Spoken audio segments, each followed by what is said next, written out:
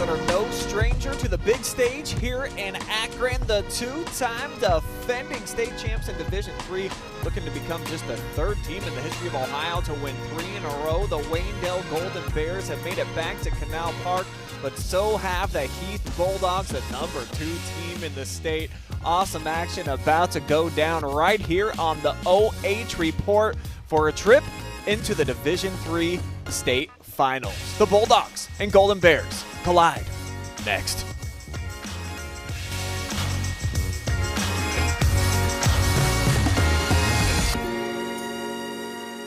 I'm Shane Coblentz, and you're watching the Final Four on OH Report.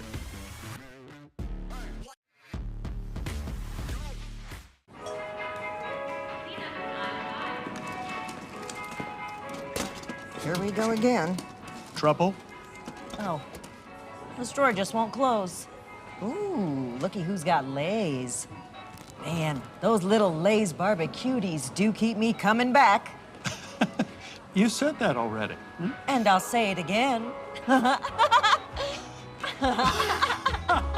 Sure. Why not?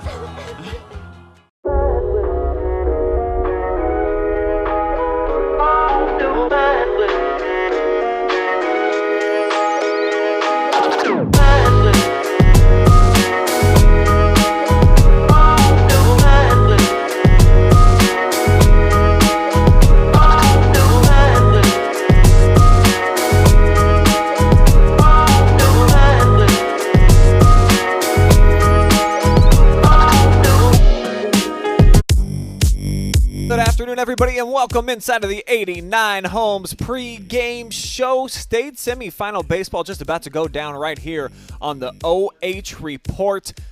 The champions of the Licking County League and the runner-up in the WCAL about to clash. 2 teams making it to Akron yet again. I am Brian Skronsky. Travis Barty is with me here today, and I think of all the matchups that we have at the state competition, certainly here for Division III and Division IV, this one's got the most juice. Heath, a team that's really been coming on in the last couple of years. They got a ton of talent. Some kids going to be playing at the next level, going head-to-head against the 2-time defending state champs. Yeah, Heath was here in the semifinal last year, lost to Harrison Central. They had one bad inning. I think it was the 4th inning. Harrison Central had a bases-clearing double. That was the difference. It was 3-1, I think, was the final of that. Then Harrison Central goes in and faces the buzzsaw that was Otto Solanzaro and loses that one in 6 innings. But Heath got a chip on their shoulder. They thought they should have been in that final facing Waynedale. We get to see who will actually win that matchup this year against a Waynedale squad that, hey, they've lost some pieces the last 2 years. I talked to them 2 days ago at their practice, and they said, hey, we are just a squad that retools and does not, not rebuild, retool. And they're back here going for the three-peat, the rare three-peat here in baseball in Ohio. Has not happened very often in the entire history of the Buckeye State, only 2 other times, but to get there, they'll have to get through Heath, the number 2 team in the state.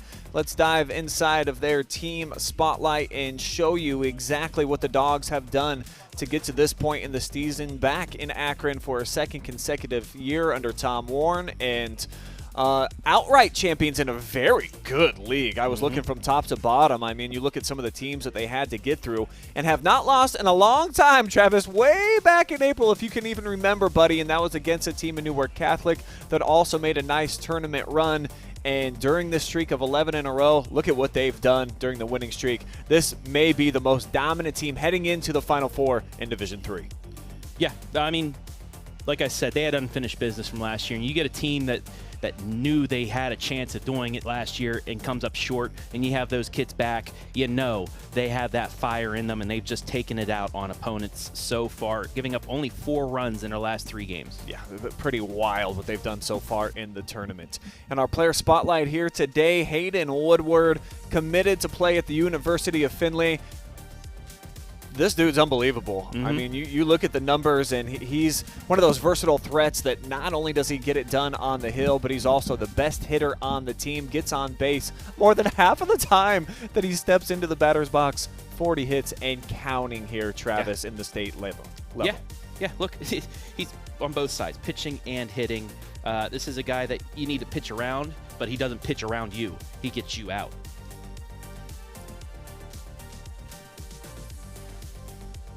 So we'll take a brief moment. We'll honor America with the playing of our national anthem, Star Spangled Banner.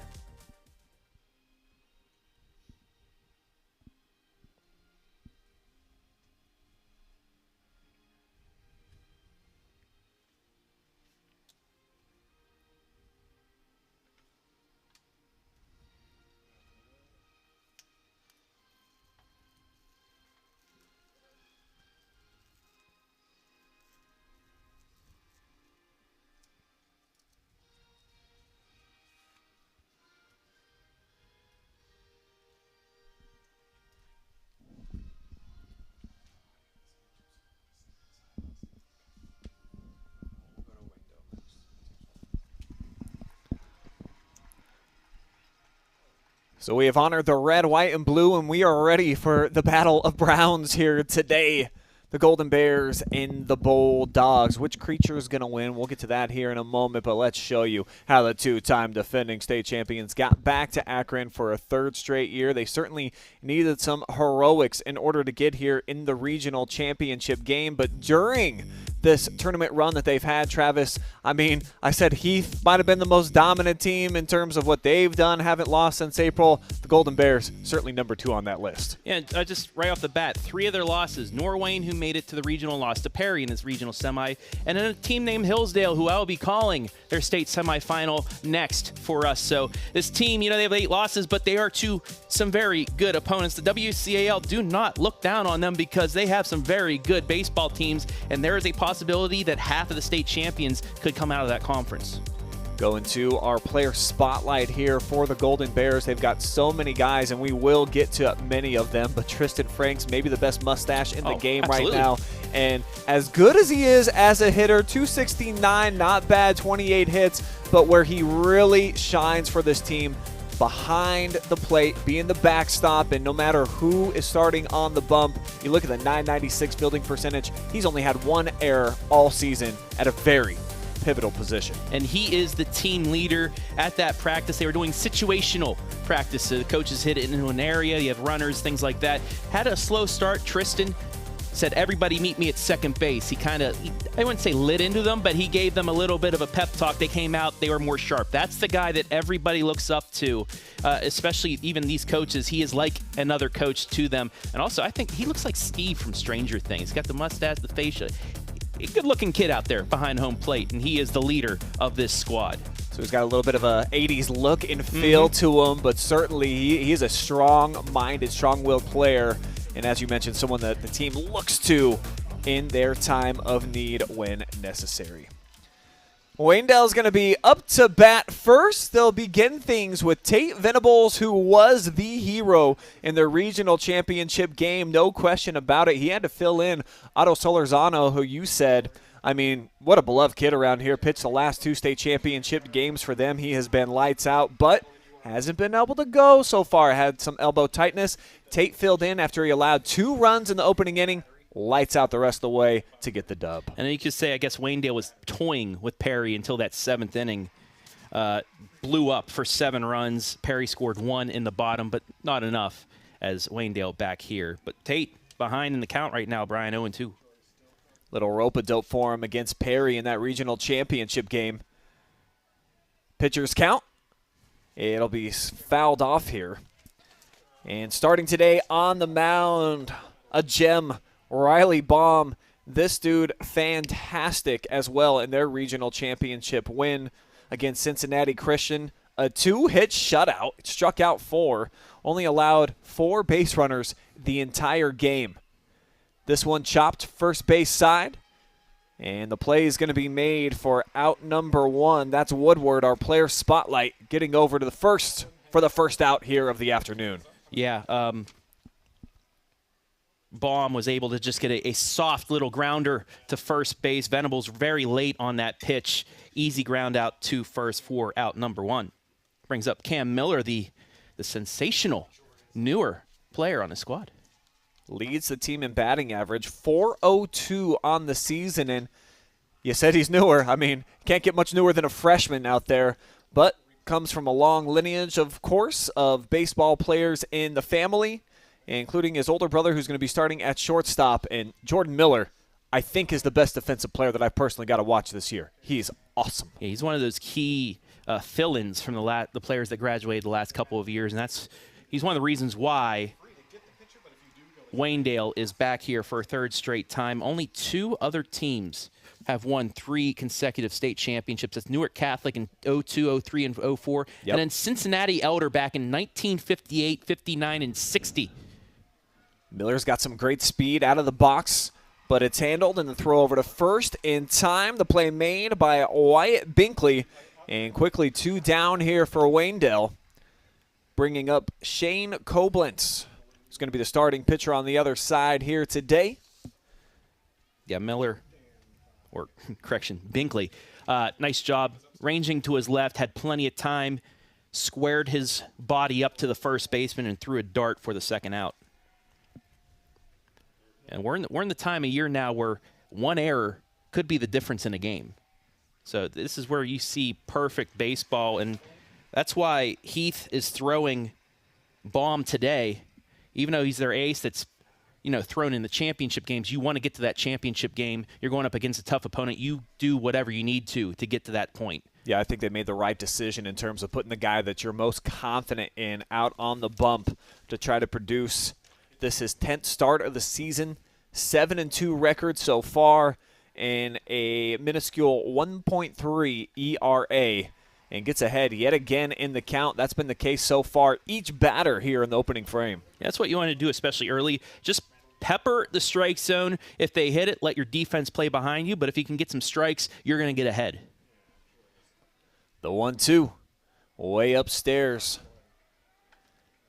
Coblentz, a very patient hitter, 387 on base average. He's walked 11 times so far this season. Produced a lot of clutch hits as well, 30 of them so far the total. And he'll rip this one over the head of the second baseman, the first man aboard for the Golden Bears here in the Final Four. Just got enough to sail it over the head of second baseman Tanner Peterson. And the Golden Bears have a 2-out base runner for the mustachioed man, Tristan Franks. Frank's a lefty. Stepping into the batter's box now as we get a quick throw down over to first. Trying to keep an eye on Coblentz.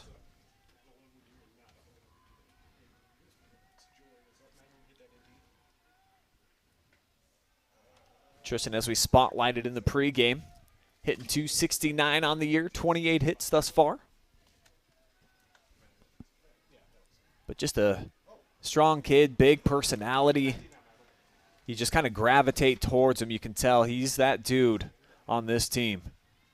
And Coblentz already playing games with Baum. He's thrown over twice. Now he's going to take off. Hit and run. But he'll fly out over to right field. So the first 3 down. Coblentz gets on, but the job is done by Riley Baum. And we'll keep the action here. We'll head in between the bases.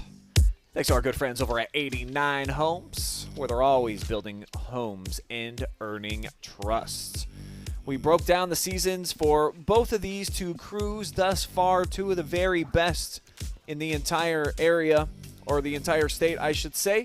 But what's going to decide this game, Travis? I'm going to break down my keys to victory for you, and then you tell me how you feel. We'll begin with the Waynedale Golden Bears, who, even though they are the visitor today and the number 20 team going against the number 2, you would think they might be the favorite.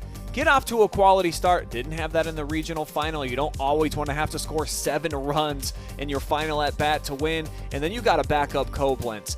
He's your gem. He's your ace on the hill. However, in the games that I've seen, they've gotten phenomenal games out of Miller, certainly over at third as well. So if you can back him up, no errors, I think it's going to be the Golden Bears' day. Absolutely, and these teams are here for a reason. If you can get 1 or 2 runs, it may be enough, especially against quality pitching like Shane Coblentz. So, yeah, quality start, it doesn't have to mean you got to score a lot of runs early on. It means you're making contact on the baseball, which they had. No strikeouts in that first inning. They made some solid contact.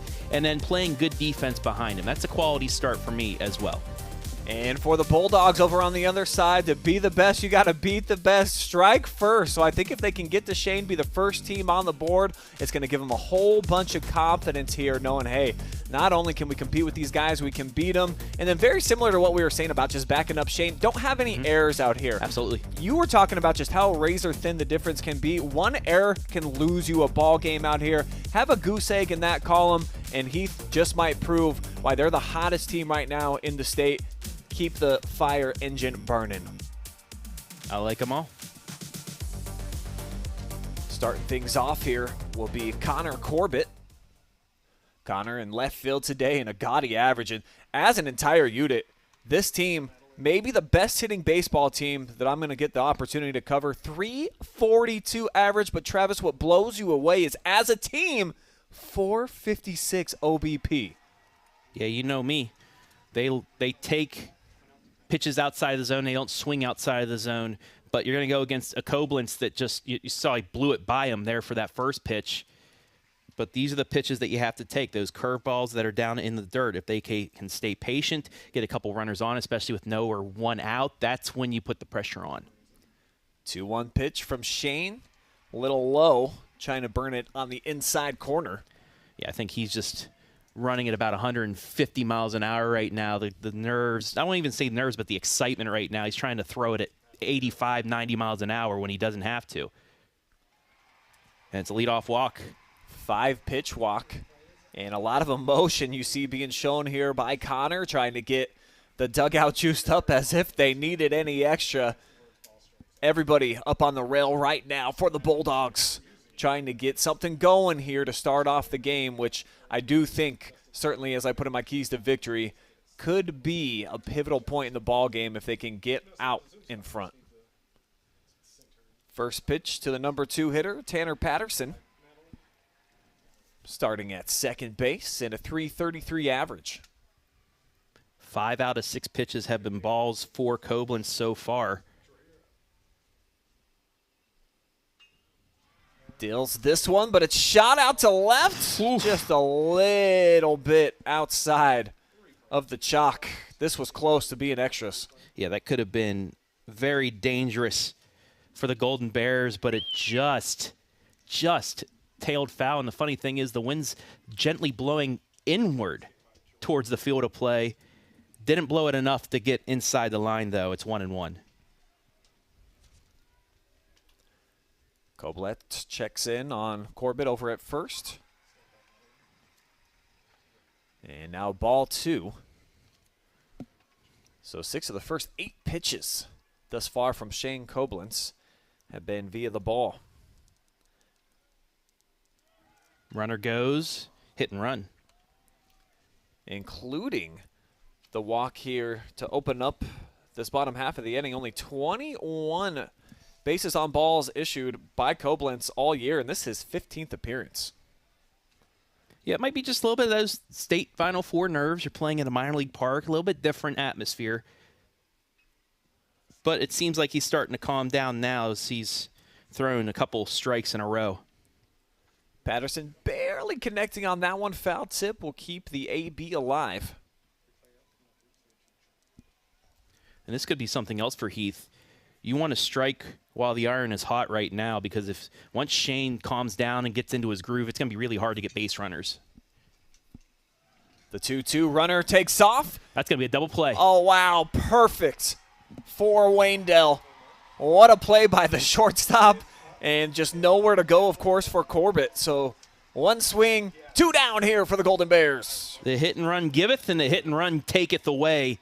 Big double play, big pitch. Yeah, fire baby. that arrow out there. 2 down. Good stuff right there from Jordan Miller. And he has been, as I mentioned, just lights out. Every game that I've seen of Waynedale this season, that's the guy that kind of gets everything going defensively. First pitch ball. And the second one, a little bit low here to Hayden Woodward. Yeah, so these off-speed pitches by Coblentz, he's just missing the zone low on these. Trying not to leave it over the top of the plate for, a big hit. Now he does find the bottom of the zone that time. Woodward is a big, strong kid as well. As mentioned, going to be playing at the Division II college ranks next year. 6'2", over 200 pounds. Dude's got a lot of pop in that bat. Leads the team with 8 dingers. Nobody else has more than 1. And that's what makes that double play so big for Waynedale. There's nobody on for him, so you can afford to pitch around him a little bit. And that's what they do. Second walk issued by Coblentz here in the frame. Maybe not a bad decision, given all the accolades, everything that dude's done. Crazy average as well, 460 on the season. Come on. Yeah, that's phenomenal. I mean, you're nearly getting on half the time you're at bat. Well, 523 OBP, so that's more even than more. half. Yeah. First pitch strike in here to Caden Green. Third baseman hitting out of the number 4 spot today. Woodward takes his lead. Coblentz flashes an eye over there. Now Dills, and it's outside for ball 1. That's something Shane also needs to do. Even if he missed, he needs to work the strike zone, the full strike zone. You can't just leave it in one spot because second time around they're going to be looking for that pitch and they may hit him. So you got to work the strike zone, every corner, any spot, even if it's a little bit high, a little bit low. At least you're showing that you're using your full repertoire. Coblentz has about 5 different pitches that he showcases. He's got over 71 innings pitched so far on the season. And he's got a 2-2 count with 2 down now, bottom of the first. And a trip to the state championship up for grabs today. They'll take on Millbury Lake, who won 4-0 in the first game of the afternoon here at Canal Park. We saw a highlight of them knocking off Winford. This one bending into right field, but a charging catch is made. A long run for Hudson Barkman, but as I showed on the diamond cuts on your show yesterday, I mean, that's what this guy does. He covers some ground. Speed kills even on the defensive side as the Golden Bears get out of the first. We'll be back. Top 2 on the way from Canal Park.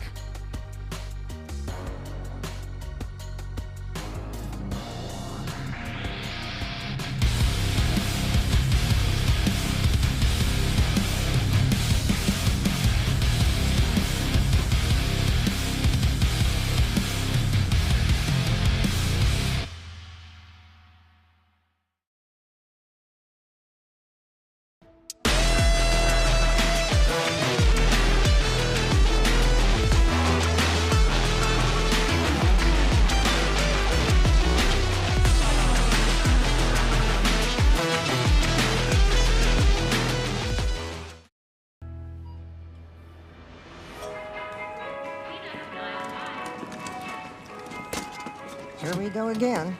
Trouble? Oh, this drawer just won't close. Ooh, looky who's got lays. Man, those perfectly seasoned little slices of sunshine sure do keep me coming back. You said it. And I'll say it again.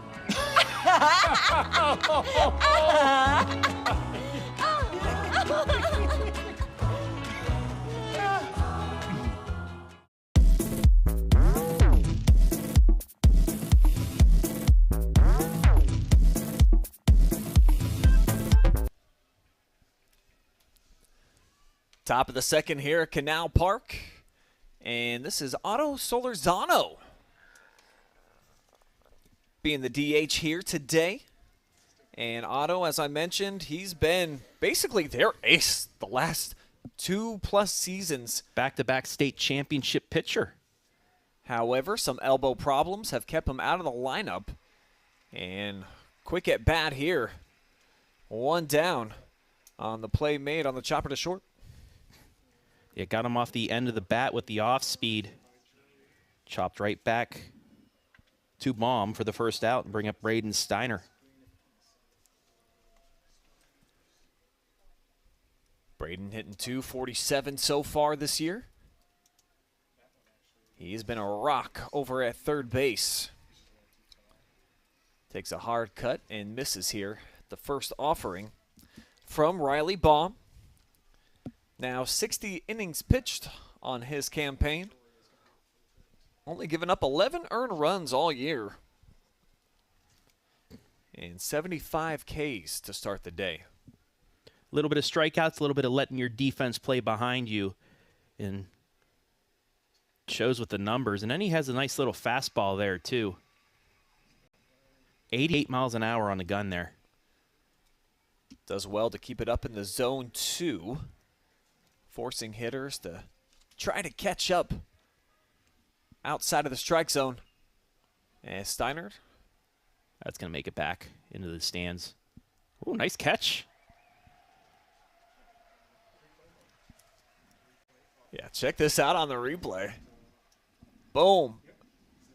And then take a seat after taking a bow. There he is. So the count remains 1-2. Beautiful day here in Akron. And the pitch from Baum. Whew, Can't get up the chase there. You know, it's been a beautiful last couple of weeks. We had great weather for the state softball tournament last weekend here in Akron, and now, like I call it, Toy Story clouds only up in the sky. Yeah, they almost don't even look real, right? It's like a painting. Get fascinated by clouds sometimes. It's like a kid's wallpaper. You know? Still have clouds painted on my childhood ceiling at my mom's house. Has not taken them off. It's still Hey, up there. Why not? This one blooped, called for, and the catch made by Binkley. It got in on his hands, popped out. Due up next, Jordan Miller. The lineup for the Golden Bears. See Miller, the shortstop, and a very confused-looking Travis Barty on the screen. Not sure where you're going there. I'm watching the game. Oh, just tuning in. Okay. Oh, you like that pitch. I like that he made contact. Miller in the number 7 spot today. The absolute glue of the infield over at the shortstop position. But he's behind 0-2. As Riley Baum has been working ahead in the count more often than not so far here this afternoon. This one ripped for the second base hit. Basically the exact same spot that we saw earlier. Patterson gave it a great effort, but it's just outside of his range. Yeah, again, just looped it. Not as high as the first one, but just over the glove. That would have definitely have been a diamond cut play, but just, I don't know, maybe timed a little bit too early because it looked like the glove was in the position, but just missed it. Tough play, base hit, another 2-out base runner here for Logan Troyer. Great hitter to have near the bottom of your lineup. 320 average. Been coming on strong here second half of the season with a 382 OBP. And a great hit right through the gap. 2 men on in a 2-out rally formulating right now for the Bears. The Bears. Don't count out this bottom of the order. This is why Waynedale has been such a great team the last few years. They have a complete lineup. And now you have the 9-hitter, a Barkman. Not the Barkman we've seen the last 2 years, but he's good enough to, you know, come through with a big hit at the bottom of the order. Sometimes they call it the second leadoff hitter.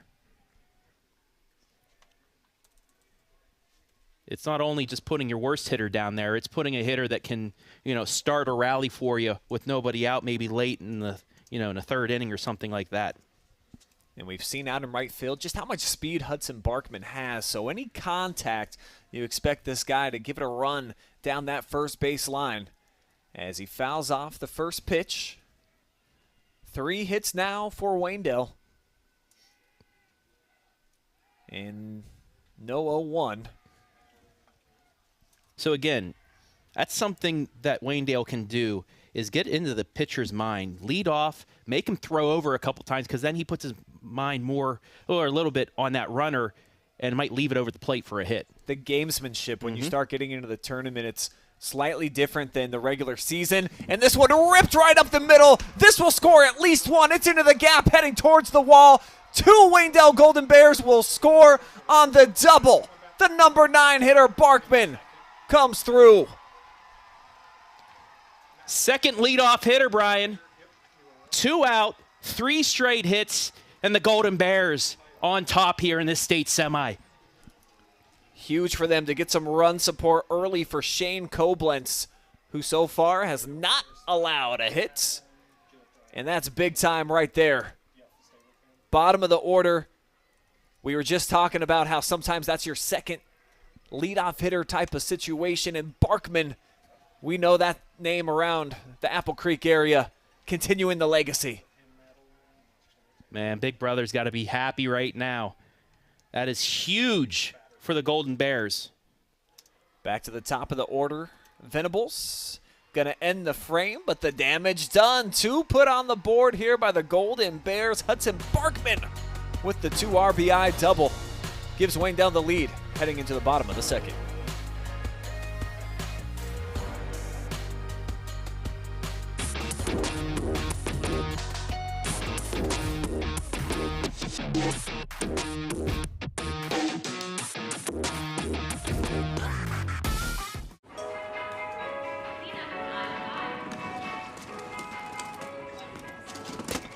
Here we go again.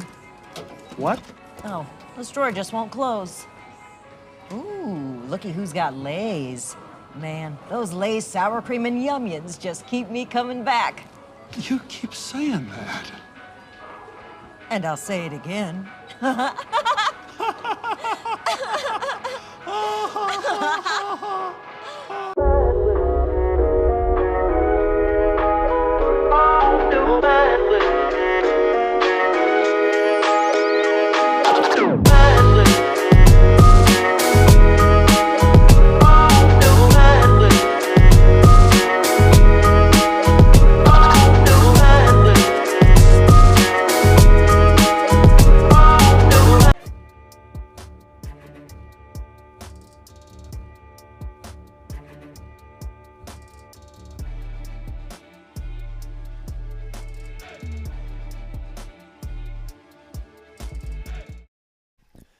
It's a 2-0 Waynedale lead here in the bottom of the second. Heath back up to the plate. Produced a pair of base runners. Their first time up, but here's the starting pitcher, Riley Baum. Looking to bomb that one out of this galaxy, but he misfires. Beamed, though, here, so the third runner put over on first base so far this afternoon by Shane Coblentz comes by way of the bean. And the Bulldogs got something going here. Let's take a look at their entire lineup. Here's the starters today. Got Jaden Dansby coming up next. Binkley on deck. Toomey and Gold rounding out the top 9. And you already saw the start of the order and just how many dangerous hitters these Bulldogs have. And that's what makes that 2 spot so important for Waynedale here early on. It gives Coblentz a little bit of breathing room, but after that hit by pitch, a very smart move by Tristan Franks. Went back out there, just put his hand on his shoulder, said, calm down, man. We got the lead. You're good. Let's get a double play ball here. Waynedale's done a ton of that so far in the field this year as well, with Miller kind of being the catalyst to turn 2.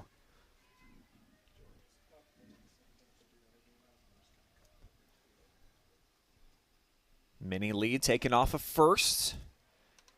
And a swing and a miss here to fall behind 0-1 in the count for Dansby.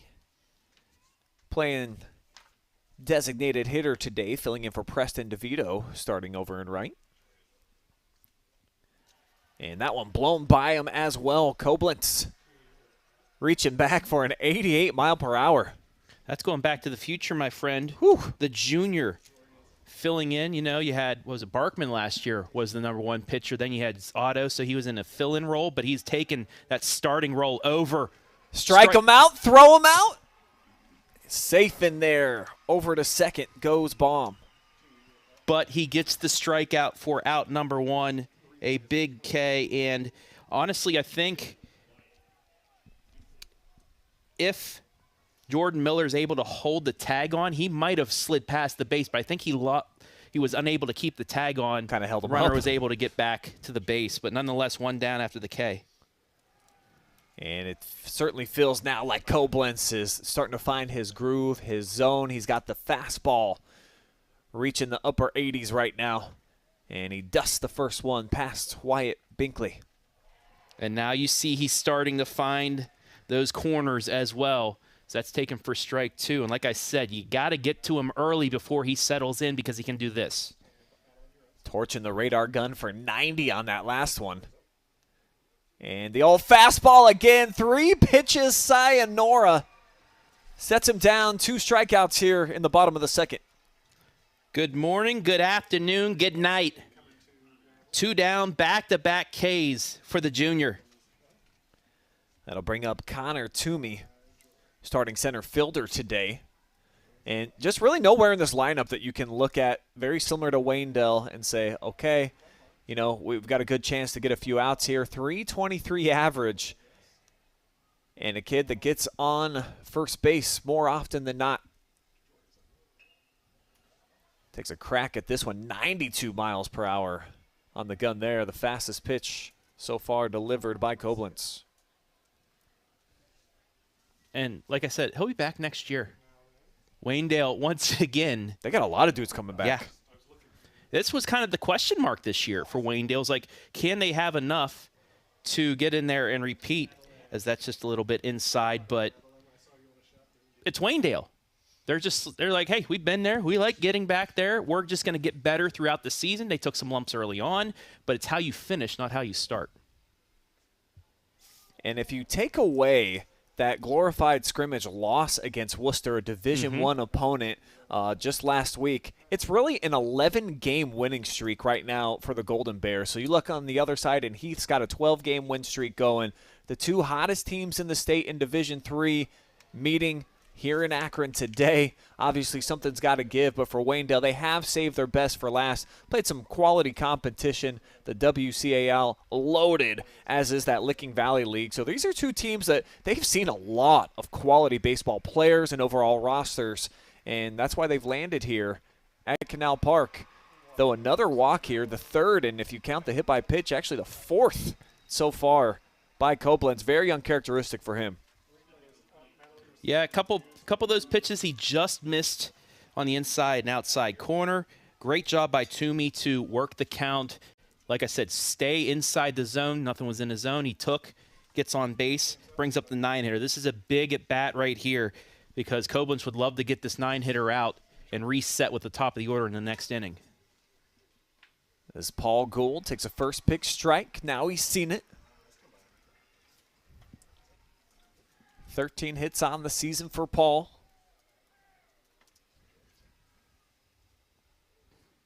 And the starting catcher takes that one for ball 1. 13 hits, but he has a .442 on-base percentage. So, again, like everybody else in this lineup, very patient. Yeah, they've taken him out of the lineup quite a few times this season for a DH to step in and hit for him, but getting his opportunity today. We'll see if he makes the most of it. Behind in the count, Coblentz with a 1-2 here. And now the junior sends outside. Went from 72 to about 88 there. And that's something as well that a high schooler has to adjust to something like that. It's pretty hard to get at. It was 88 once again. If he can just find the strike zone with that, that's when he can make you swing and miss. Checks second and steps off here, so Coblentz will recollect. Perfect so far on the season, a 9-0 record for Shane Coblentz. And has only given up 4 earned runs all year. Though he's been missing outside the zone quite a bit here these first couple innings. Fully loaded count. Started off with last 8 pitches in a row he had strikes, and then he started to get a little bit wild. Runners will be off with the pitch. Everyone going nuts, but a swing and a miss. 3 strikeouts for Coblentz here in the frame. A little fist pump as Waynedale takes a 2-0 lead into the third. And no stepping on the chalk. Got to keep everything going exactly as it should be. Absolutely.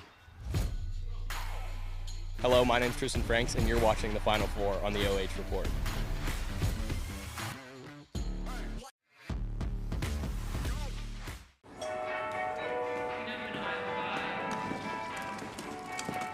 Here we go again. Oh, wow. Oh, this drawer just won't close. Ooh, looky who's got Lay's. Looky who indeed. Man, those Lay's cheddar and sour cream snacks just keep me coming back. You said it. And I bet And you'll I'll say it again. Oh. You okay?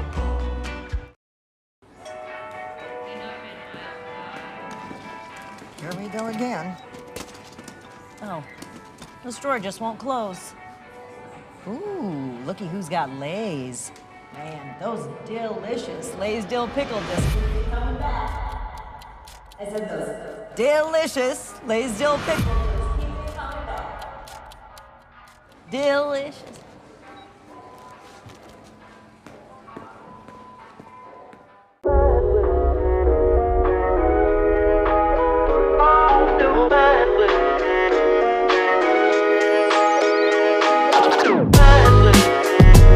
I'm Tate Venables, and you're watching the Final Four on OH Report.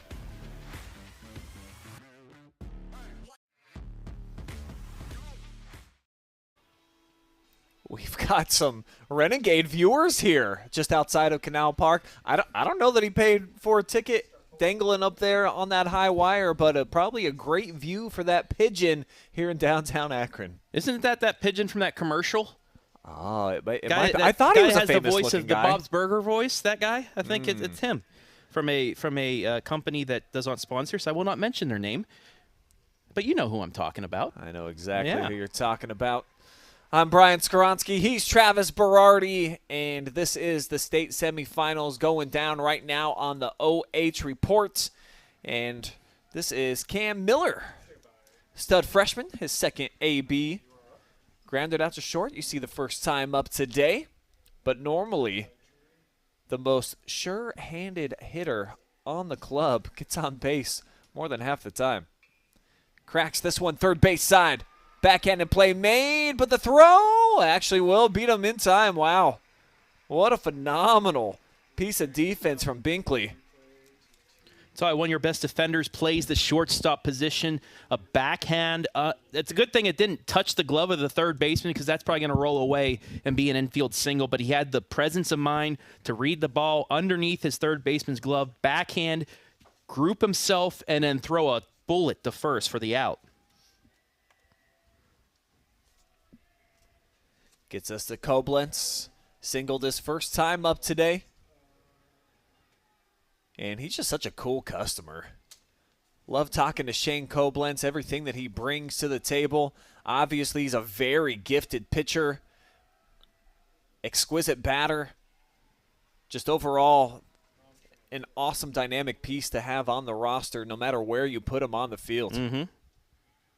Yeah, the two-way player. Just like our starter for Heath, Riley Baum, he can also get it done at the plate. Baum falls behind here, 2-1 the count. Heat 2 with the fastball, reaching those upper 80s today. Hitting 87 on the gun on that last pitch. And blows that one by Coblentz to even up at 2-2. That's something else you need with a hard fastball is you need to sometimes elevate it high to get those swing and misses. And that's what he did there. Evens the count.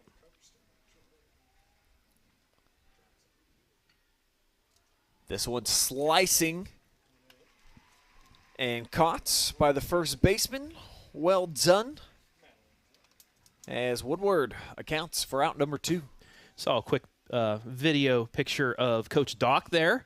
Celebrate his 100th win as Waynedale head coach in that regional championship victory. Hasn't taken him very long to get there. He loves it there in Golden Bear country. And they love him. I believe he's got a key to the city. I mean, there's only about 4 places you can get into Apple Creek, but anytime he wants, I'm sure Doc doesn't pay for a drink anywhere in that town. Gets free ice cream sundaes from the Golden Bear. Oh, yes. Downtown. I actually stopped there after my preview with the team. Great hot fudge milkshake. Not extremely thick. You're able to drink it immediately. It was high quality. So shout out to the folks back there at the Golden Bear. And I chuckled every time I went through after the season last year. They had their back-to-back championship, a new sign as you come in from Worcester. Like, man, they might have to change that pretty quick. And I know those signs, they're not cheap. Nope. But if you're going to update them and add state championships to it year after year, it's worth it. And I think those guys, they're not quite sure where that ball ended up. Right back at them. As that one slices back out of play. 1-2, the count remains here on Tristan Franks.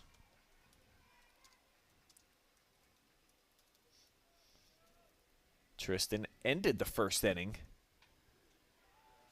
Takes that one upstairs. Ball 2.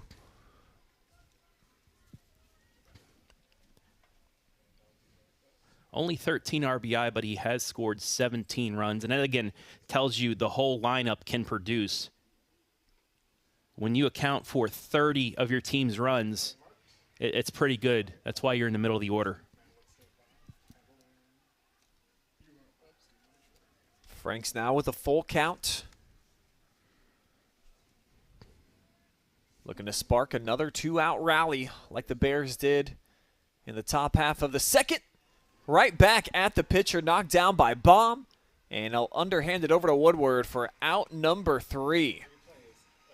So 3 up, 3 down for the Golden Bears. And we head bottom 3. We'll see you there. Dogs with the bats in their hands.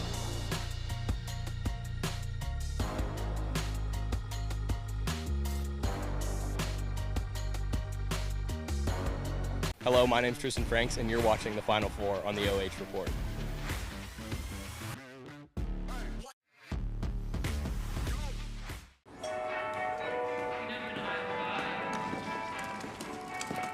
Here we go again.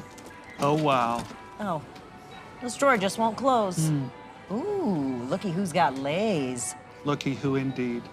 Man, those Lay's cheddar and sour cream snacks just keep me coming back. You said it, and I bet And you'll I'll say it again.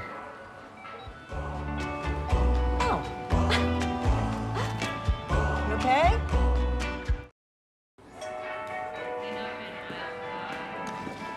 Here we go again. Oh, the store just won't close. Ooh, looky who's got Lay's. Man, those delicious Lay's dill pickle just keep me coming back. I said those delicious Lay's dill pickle just keep me coming back. Delicious.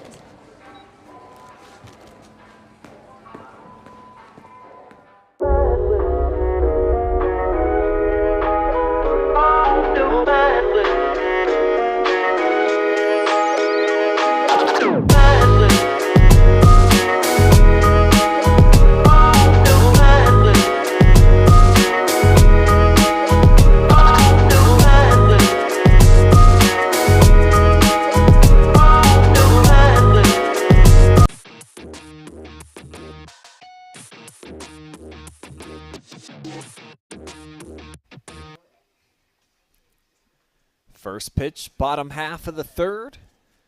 And it's taken for ball 1 from the right hand of Shane Coblentz to Connor Corbett, back at the top of the order here for Heath.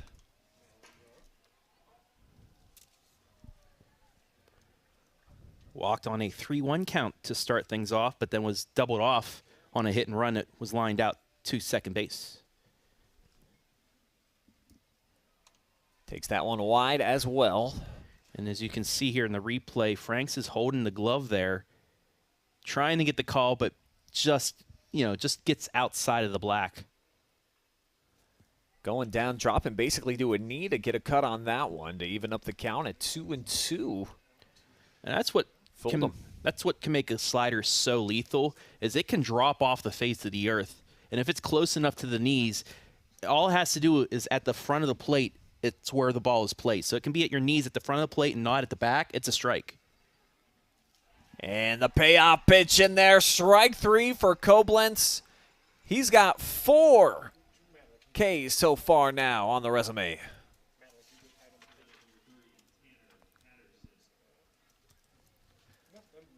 Tanner Patterson coming up, the gentleman who hit into that double play that you mentioned. And he strokes this one. It's going to be bobbled, and he will reach E4 here. I'm going to say that's an error. I don't know if they're going to give him the heart because it's so hard hit. Awaiting the call.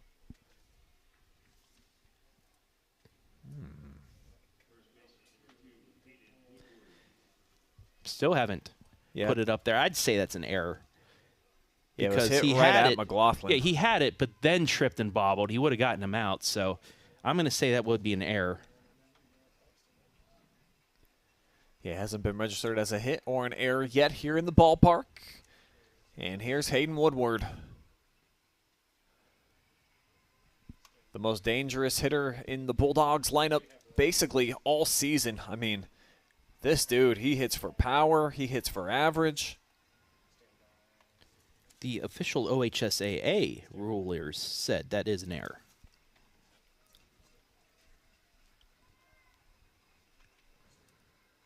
Big lead hopping off of first for Patterson. And again, another ball.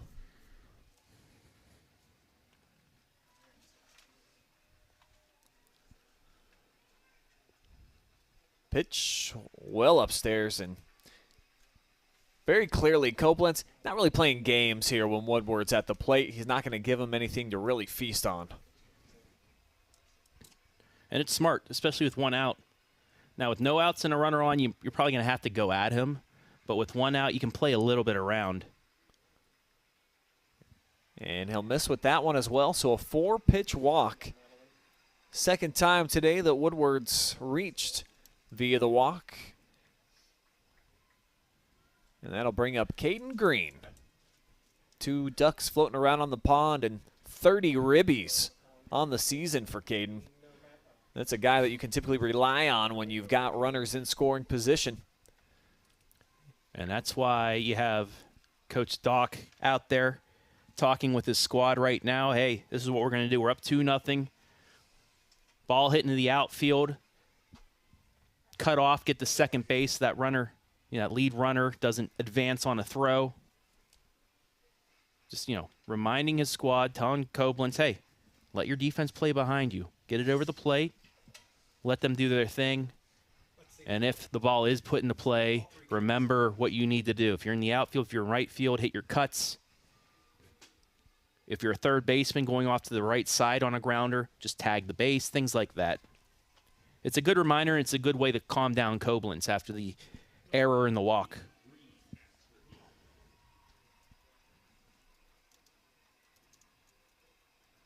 Five walks issued for Coblentz already today.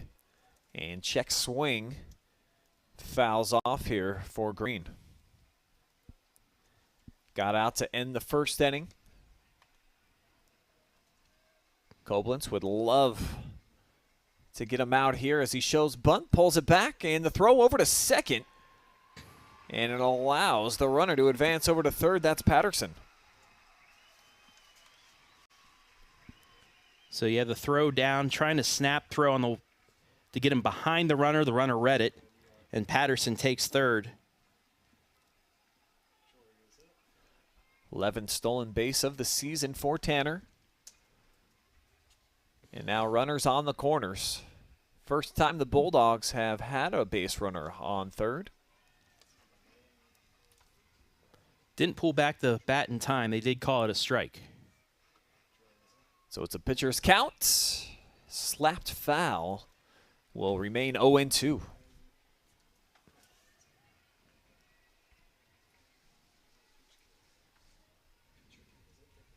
Still, go ahead, Travis. 2-4-1 for Waynedale so far. Zeros on the board for Heath. Looking to get on the board here, and they will. Yeah. Great shot right in front of the center fielder, Venables. And that will score one. It's an RBI single by Caden Green on an 0-2 count, getting it done.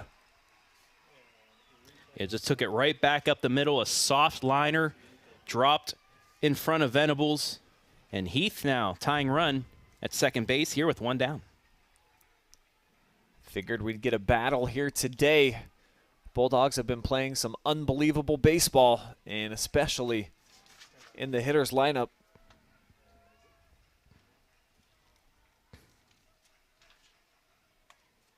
Now it's Riley Baum, who was the hero in their regional championship win over Cincinnati Christian.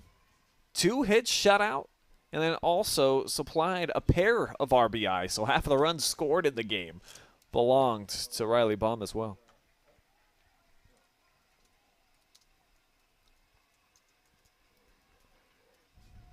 Got a nice wide stance in there, righty-on-righty matchup. Down 0-2, the pitch, and this one hit deep. Venables is there. Calls for it. And nobody will advance. Tate's got a heck of an arm. Probably the right decision by Woodward to stay put up there at second. That ball is gone at maybe 90% of high school fields. But guess what? We're at a minor league field big leagues, baby, where it's 337 out to right, over 300 to left, and 400 to straight away center. You're not going to see many balls. You're not going to see, I don't think, any balls leave the ballpark here this weekend unless you have one of the best players in the country up the bat here. Big second out, and a great job by Venables to hold the runner at second. So a sharp single to the outfield may not play to run. This Jaden Dansby taking a hard whiff at the first offering from Coblentz. A lot of Heath fans here in the building. And they've got, what do they got in their hands there? Cups. Got some cups. Getting their Anna Kendrick on. You ever seen her? I still can't do the cups thing. It's a great song. They were cowbells? And now it's stuck in my head. Oh, cowbells, actually, I'm told. Cowbells. They got a fever. Yeah, we want to see more of that. There you go. We want to see more cowbell. And now that they're shaking them, now I can hear them. It's all adding up for me. And a lot of young fans in attendance. That's what having big success at the upper levels can do, certainly for some of the feeder systems in the programs, is it sparks that interest like, ooh, I want to play in that minor league ballpark one day. So that's what Waynedale's had here the last couple of years, and certainly the Bulldogs and their fan base, they have showed out in droves. Also, shout out the OHSAA. Shout out. They were given discounted tickets to youth league teams. Could be what we're looking at down there. I know. I made sure to share it on the OH report because we want to get teams, maybe from Apple Creek or from Jeromesville or around the area. Come out here. It's a great atmosphere. Yeah, and OHSA needs your money. Got to help the bottom line. Speaking of money. Cha-ching!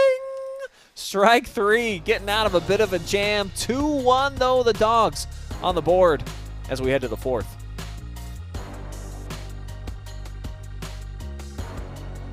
I'm Shane Coblentz, and you're watching the Final Four on OH Report.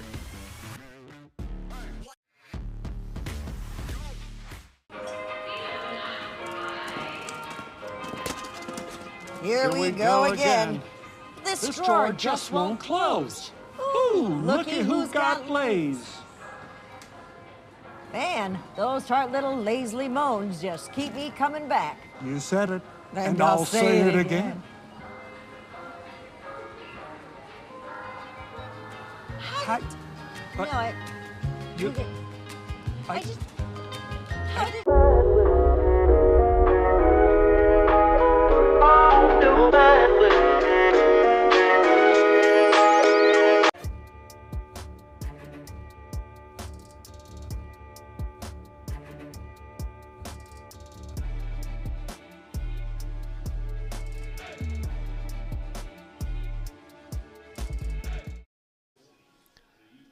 Big strikeout for Shane Coblentz to end the threat for Heath, though they put one on the board in their offensive half of the 3rd.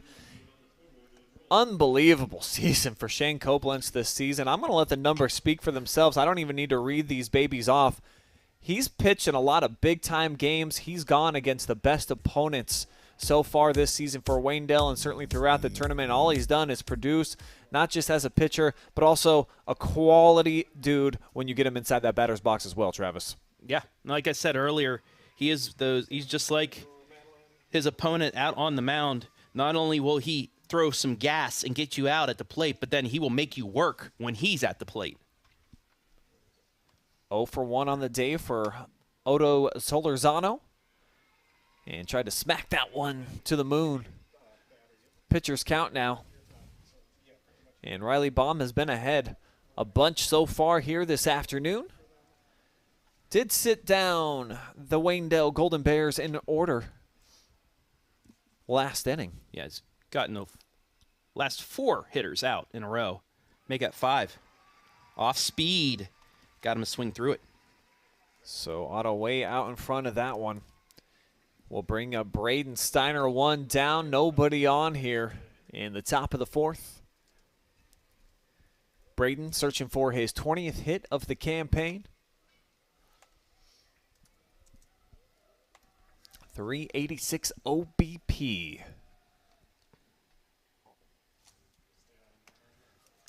Looks at ball 1.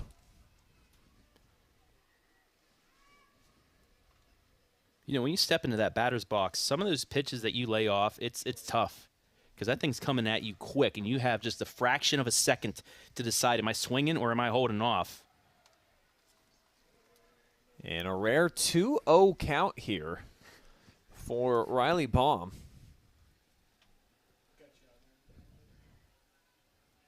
Baum has yet to issue a walk today. Only allowed 17 of them so far all season. And this his 11th appearance, 10th start of the year.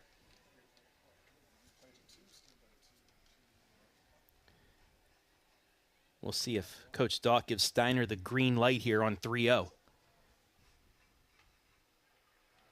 Doesn't matter. Need to. Yeah. High and inside, so 4 straight pitches outside the zone. And that will land Braden over on first. Jordan Miller's turn, and this is the dude that sparked the 2-out rally back in the 2nd inning, had a single to get the party started. And then scored on Barkman's 2 RBI double, and once again, you know, there's a lot of players on this lineup, both sides, that can take a base, so these pitchers, once again, the mind games start when you get a guy on first. That one right down Broadway for strike 1. Miller also singled on an 0-2 pitch. So Baum was a strike away from getting out of that inning. Instead, he gets the single. It turns into 2 runs. That's just how close you can be to maybe a shutout or a loss. Every sport, game of inches. That one outside for ball 1. It's Coach Doc.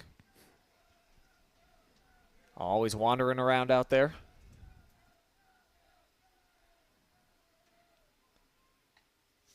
And that one down the middle again.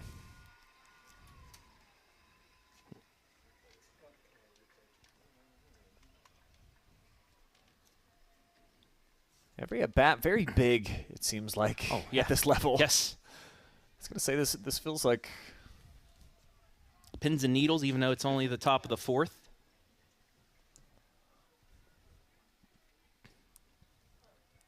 Yeah, for sure. Heavy moment. Down the third base side. Thought better of sending it over to second, so that will advance Steiner. And Miller gets out as Troyer makes his way into the batter's box.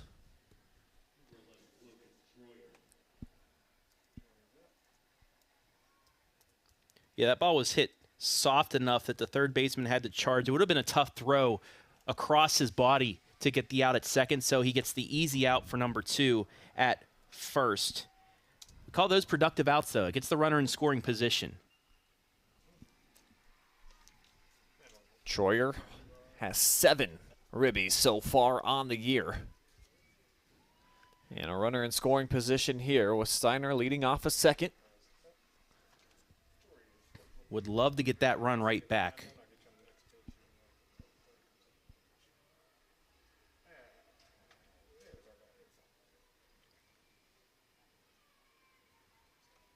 Golden Bears going with their camo look today. Do want to shout out the coaching staff. They gave us all hats prior to the game. Yeah, our camera ladies are actually both wearing them right now. As this one That might be bloops trouble. over the shortstop. This will score a run. Troyer comes through.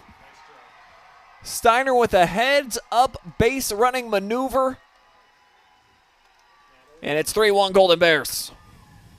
Hit that right in the no man's land. The Texas Leaguers, they're jumping in the Waynedale dugout. They do, in fact, get that run back for Coblentz.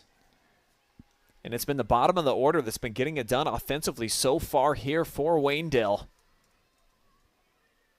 All three of their runs have been produced by the number 8 and 9 hitters. And this man right here, the biggest swing of the bat so far today, the 2 RBI double, but he'll pop out to short to end the thread here in the fourth. Waynedale tacks on another. We'll see if the Bulldogs can answer when they're back up to bat. Bottom 4.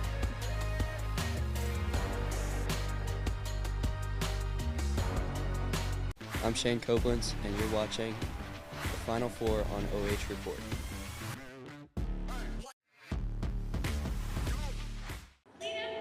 Here we go again. Drawers are tricky, aren't they? Oh, this drawer just won't close. Ooh, looky who's got lays. I just got these for you because I know how much you love them. You're right. These Lay's chili limon sweet and spicy snacks just keep me coming back. And I'll be back. Because I'm never gonna get out of here.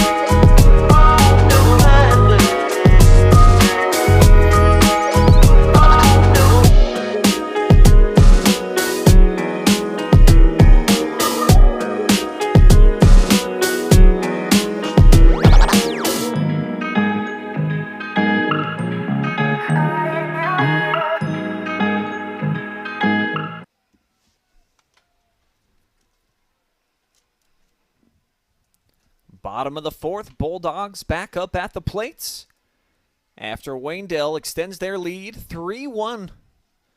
RBI hit from Logan Troyer. And Heath looking to battle back. Great looking off-speed pitch there by Shane Coblentz to Binkley. Yeah, Binkley almost lost his bat on that one. It had so much cut on it. He reached the bat out and almost threw it into the dugout of Waynedale. The 1-2 pitch. And this one goes hopping into left field for a single. Setting the stage here for Heath. Just the second hit of the day for Heath. All Binkley did was drive that into the ground. It jumped high over the head of Steiner and into left field for a single. Now we'll see at the bottom of the order, does Heath play small ball, maybe move the runner over, or do they go with him? Looks like they're going to show bunt. They'll take off. The throw is in time, but in and out of the glove. Looked like probably a chance to get a nice out there. McLaughlin, he's there. I think that if the ball is in his glove, the tag's down. That's going to be the first out. So a quick advancement over to second base on Binkley after the single. And that's what makes that run in the top of the inning so important for Waynedale. Because even if they can manufacture this, Waynedale still holds the one-run lead. And again, Heath's still trying. Now they can bunt him over to the third, and that opens up more opportunities with one out.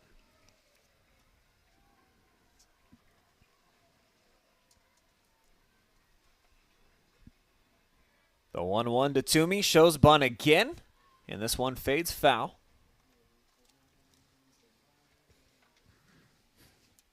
Now with 2 strikes in baseball, if you bunt it foul with 2 strikes, it counts as a strike and it's an out. Kind of like wiffle ball, you have only a certain amount of fouls. Well, in baseball, with 2 strikes, if you bunt it foul, you're out. Sometimes, but So we'll probably see him swing here.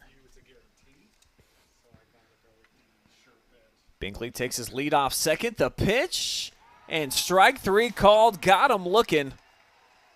6th strikeout of the afternoon for Shane Coblentz. Got him looking right across the letters. High fastball. Big first out there. That'll bring Heath to the bottom of the order with Paul Gould. He struck out his first time up.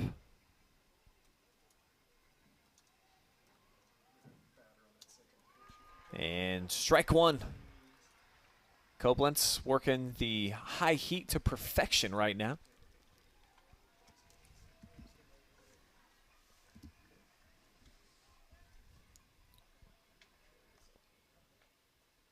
Same spot, same result, and ahead in the count, 0-2.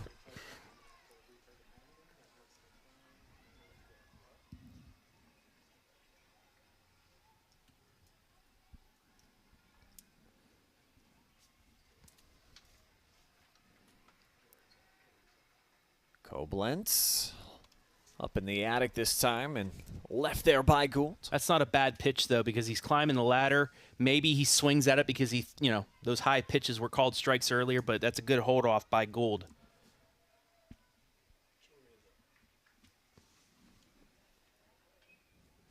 Cracks this one foul outside of the park. And he'll keep the AB alive, 1-2. With Binkley over on second. Still just 1 down, bottom 4. Heath looking to answer the run put on the board by Waynedale in their offensive half, and this one will advance the runner to third. So runners on the corners on the single by Paul Gould. Because it was such a low liner, though, Binkley had to hold up, and that kept him from scoring. However, runners at the corners, 1 out, and we're back to the top of the order.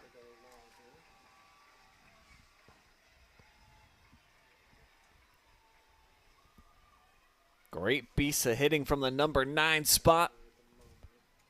And now Corbett 0 for 1 today. Walked his first time up. Struck out the last time we saw him. And every hit from Heath so far, soft hits. They haven't been squared up, but they've been able to at least get the ball on bat and put it into play. Kind of what we saw with Waynedale in their first state semifinal against the now minor league pitcher from Liberty Union. They were just able to get the ball on bat. A couple balls drop inside the line. They get a great pitching performance by Barkman. They get the upset. They ended up winning their first state championship. Is this 2? Miller over to first. They will turn it on the stretch. What a play for the Golden Bears as Heath comes up empty-handed. Wow. Phenomenal stuff. Got to see it again here on the Buckeye Horizon replay. Look at the stretch at first from Logan Schroyer. Wasn't the best of throws, but look at him. Keeps the foot on, does the split. 6 unassisted double play, and Heath stays off the board. Huge for the Golden Bears. And they're back up to bat when we see it again. I'm Shane Coblentz, and you're watching the Final Four on OH Report. Here we go again. The store just won't close. Ooh, looky who's got lays. Are we in hell? Security! Spicy customer with the Lay's Flamin' Hot registered too. Let me out of here. Do you know how many Lay's flavors there are? No. You're never getting out of here. We haven't even gotten to the Lay's Veggie Poppables yet. Ooh, they make veggie poppables?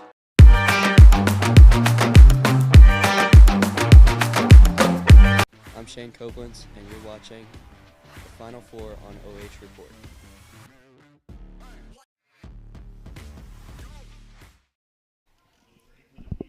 huge out to end the inning. 2 of them, actually, for Waynedale to get back up to bat here in the top of the 5th, where we have got a race on hand. Not sure exactly what those outfits are. It's a green bee and a grape, because that was the same they used at the softball semifinals and championship games. Well, coming up to bat next, we've got Tate Venables. Kid's had an extraordinary career, 2-time state champion now in his senior season, looking to get more gold medals. And this guy, I mean, I can't overstate what he did for them in the regional championship game against Perry. Steps into a situation where he's already trailing by 2. Kind of knew that he might get some action. Didn't think he was going to have to go 6 innings. All he did was produce. No earned runs. Only allowed 4 hits. And here he is back up to bat in the Final Four. I asked him, what do you do with all the medals? Have you ever put them on all at the same time? Didn't think he had the neck strength for all that, but he does have them all hanging on his wall, and that must be one large wall. Yeah, I mean, what? Let's see. 3 medals the last 2 years. Yep. 2 so far this year. Yeah. That's 8. 8. And then what did they win a district a few years ago? His back of... I don't know the answer to that, Travis. We'll have to have the research team look into that.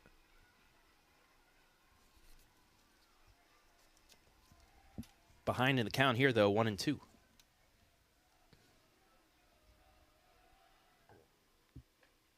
And could not get the bat off his shoulder. Really confused by that breaking ball.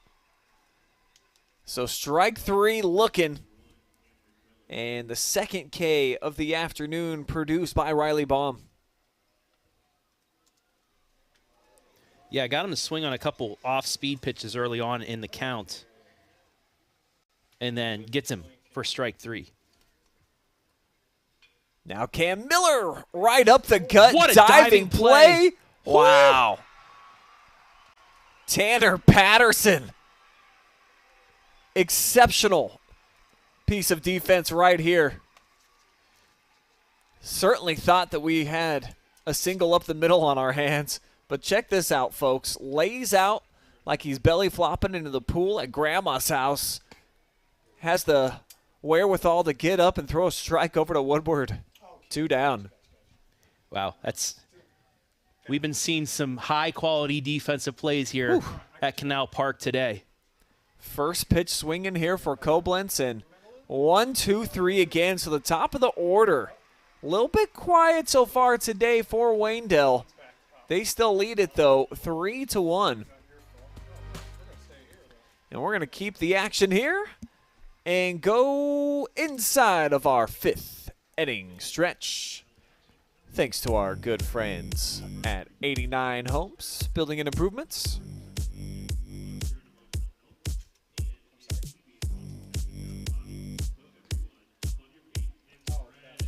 And Waynedale so far, I mean, they've had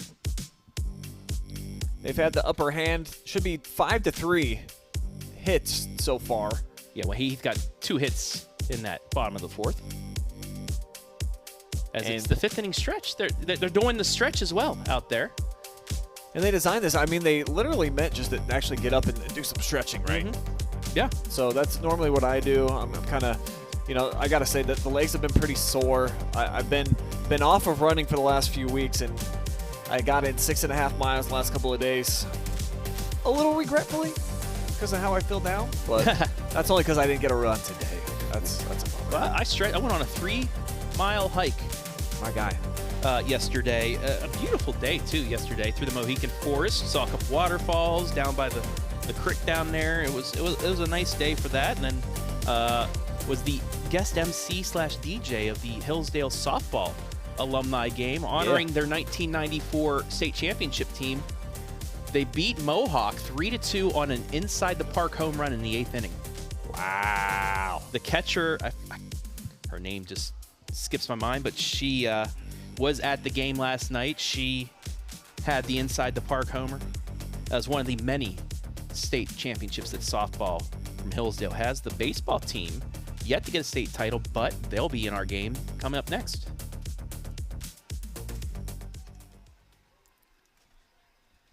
So bottom of the 5th now underway, and it begins with ball 1 to Tanner Patterson. 0 for 2 so far in his afternoon and falls behind. Or excuse me, now 1-1. 85 miles per hour here from Coblentz.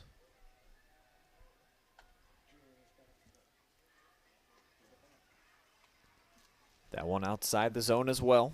Kind of overthrown that one. Patterson reaching on that error. Scored the lone run for Heath thus far. And he was awesome in the regional championship game. 2 hits, 2 runs, an RBI. They're going to say that hit him. I think he sold the umpire on it too. Just started taking off all the gear. Was like, yeah, right here. So the ruling is your jersey counts as your body. So even if it just grazes your shirt, it counts as a hit by pitch. So you might want to have like some triple XLs or something on all your athletes out there. Yeah. So that's why Doc, talking to the umpire said it. Yeah, he was leaning over. Hey, look, there's the Hillsdale Falcons. In the house. 2nd state appearance in last 5 years? Yeah, and ever. As well, they were the runners-up in 2019. Close one to Toronto. This one ripped into right field. Back goes Barkman. He cannot make the catch. No play at the plate to be had. It is 3-2. Heath with an RBI double. That was crushed. And that's why nobody has wanted to pitch to Woodward. Walked him the first 2 times up. And now Coblentz had to find out the hard way why this dude's been recruited as heavily as he has.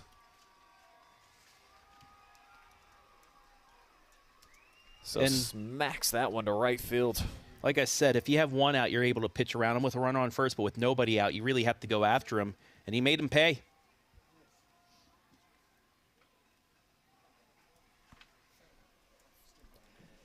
Caden Green had an RBI hit his last time up. Nobody out here. Bottom 5. Bulldogs starting to build some momentum.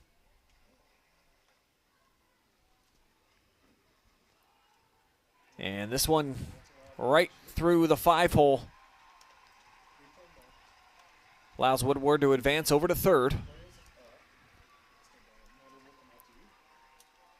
Yeah, wild pitch now. No outs. Tying runner now, only 90 feet away.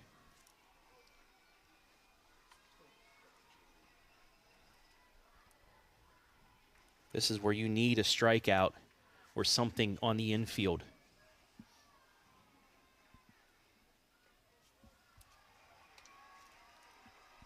Pitch is upstairs. Left for a ball.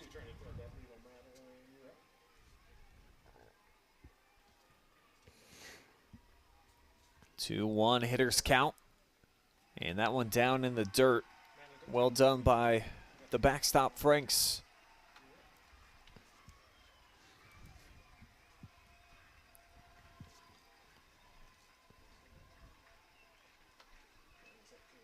Big moments right here for Coblentz and company.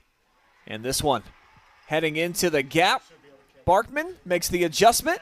He's got the throw off the tag. Not going to be in time. Cut off. We are all even at 3 apiece. That's all Green needed to do was get it into the outfield. Sack fly RBI. We're back to even.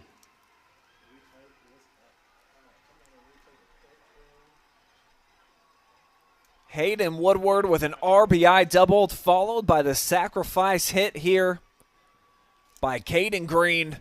3-3 the score, and still just 1 down here. The pitcher Baum about to have his 3rd opportunity.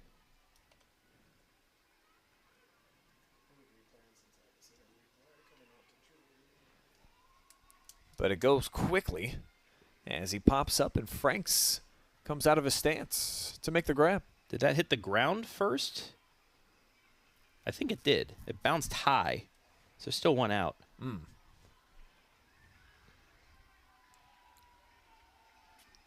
I see, sir. Yeah, I thought the same thing.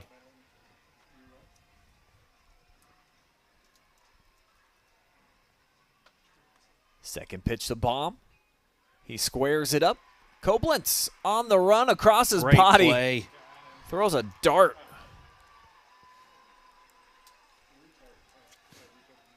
A little bit of a late break for Coblentz. That's a tough play. It's like a quarterback. He's running away from first base, able to still square his feet up, cross body throw right to first for the out. And just like that, 2 down, nobody on. And Dansby up the bat with 2 strikeouts.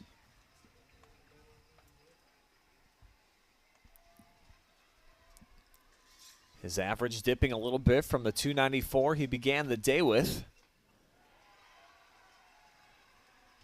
And off that cut, it's now 1-1.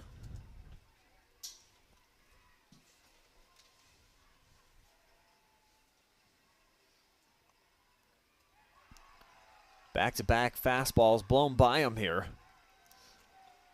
Coblentz trying to get out of the frame. See if he can sit him down via the strikeout for a 3rd time.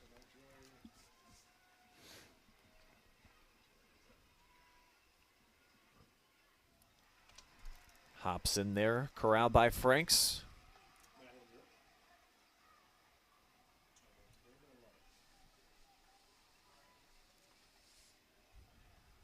Kids are loving it.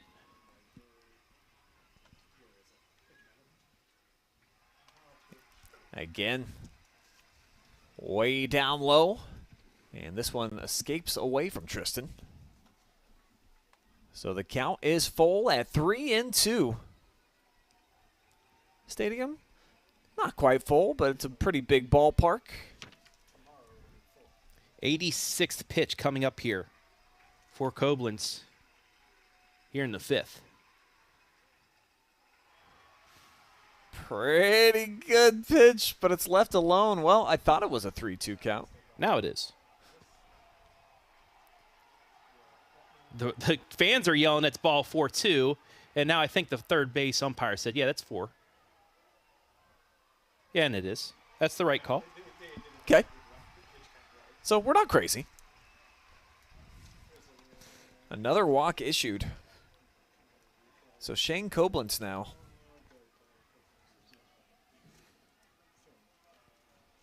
Seven total walks, including the 2 hit by pitches. That's more than a third of what he did all season. But against high quality competition, probably the best hitting lineup that he's faced all year. Talked about the 456 OBP as a team that Heath comes out and showcases up and down the order. As this one buzzes by the cheek area, and Binkley. I was about to say, either here during this batter or right after, if he doesn't get the out, Coach Doc should come out and just calm him down, and that's exactly what he is doing right here. And he's a very calming influence, too. Coach Doc, just one of those guys, never too high, never too low. Big thank you to all of our great sponsors, bringing you today's coverage 100% free of charge, including 89 Homes, building homes earning trust since 1979. Go to applecreekbank.com to see their crazy high rate on the Ohio Homebuyer Plus Savings Account. Limited time only, member FDIC, an equal housing lender. Apple Creek Banking Company says, go Bears. Today's broadcast also presented by Buckeye Horizon, Heating, Cooling, and Plumbing, your local trained comfort specialists, and Frito-Lay, driven and inspired by one purpose, food that matters for life's moments. And in this moment, bending and right, but Barkman's got the catch for out number 3, but Heath hangs a pair on the board. It's 3-3 as we head to the 6th.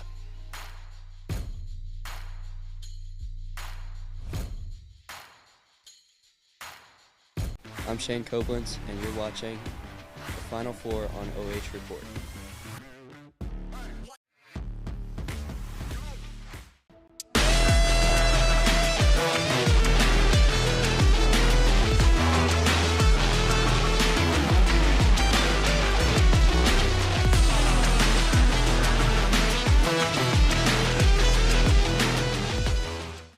Let's all go to the lobby. Let's all go to the lobby to get ourselves a treat.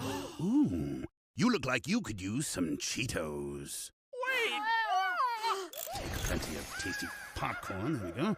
And add in crunchy Cheetos. Cheetos popcorn, the cheesy, delicious combination you know you've wanted. That's more like it.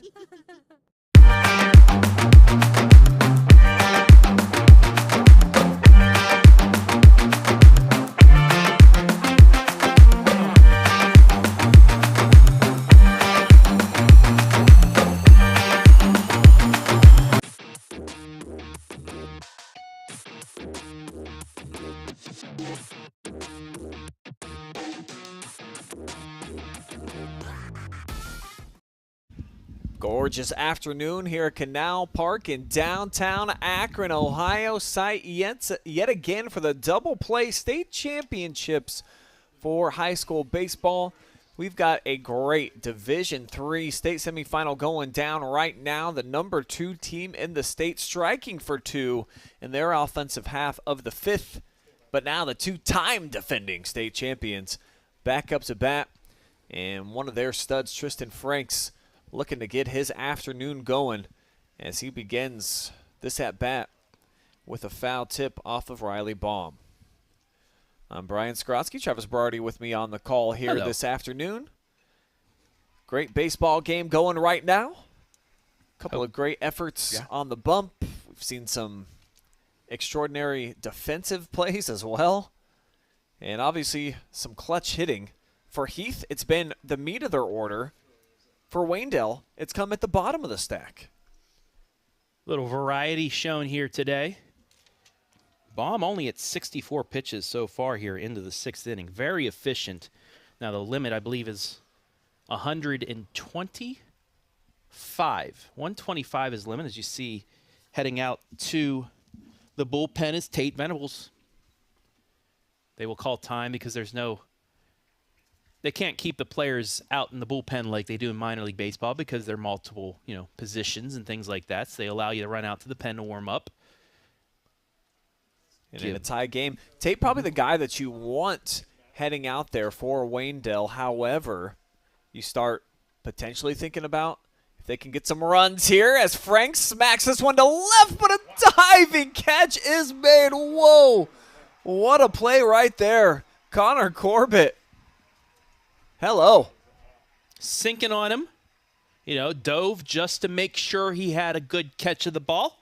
Great play, one down. And a nice replay of the hair flip right there. Got that Vidal Sassoon look going on. But for Venables, I thought might be considered their starter for tomorrow, obviously, with Solorzano having those elbow issues. But maybe they're thinking Otto can go. Well, that's why, Heath's pitching their number 1 today. You're just playing to get to tomorrow. Got to. And then you never know what can happen in that. Here is Otto. He held. Oh, wow. Okay, he didn't hold. Whatever. See if he broke his wrists. Yeah, that's close enough. I think he might have. After replay, I give the umpire that call. It's not the bat crossing the plate. It's if your wrists break as you swing. So 1-1. Shot through just a couple of razor-thin holes there for Solorzano. He gets on for the first time tonight with a single. And once again, right back at you. Go the Golden Bears, a one-out base runner. And Otto has some speed out there as well. Just a fiery dude all the way around, a fan favorite. Coming in as an exchange student a couple of years ago. And, he's just breathed a lot of life into this program, been phenomenal as a pitcher. And you see there, making the most of his hitting experience here in the Final Four. Steiner now with a big cut way behind that fastball. And if you remember, Otto was the hero of that first state championship game, went all 8 innings. Crazy. In their walk-off Connor Gaddy single over Edison, and then just completely dominated last year. The 0-1 down in the dirt. Solorzano takes off, and he'll be into second easily. And just like we saw in the last half inning, couple missed pitches, gets a runner in scoring position with less than 2 outs. And again, for the second time, Waynedale has a chance to immediately answer runs by Heath.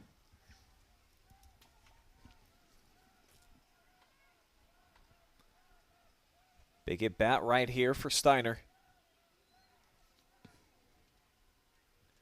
He'll call for time. And if you look out there, the right side of the infield, because the second baseman was holding Otto on, opposite field through the hole, that's going to score a run. Big gap there. Steiner comes up empty to make the count now 1-2. And if you look at him, he is stepping that way. He did step towards second base. He was trying to hit it into that gap, and it kind of threw him off.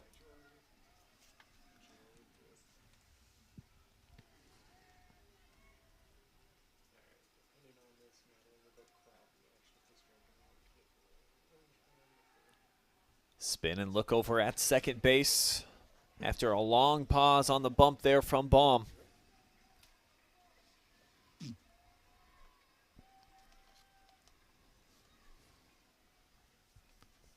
Riley's been great all season. .94 whip on his campaign. And he sends that one down low in the dirt.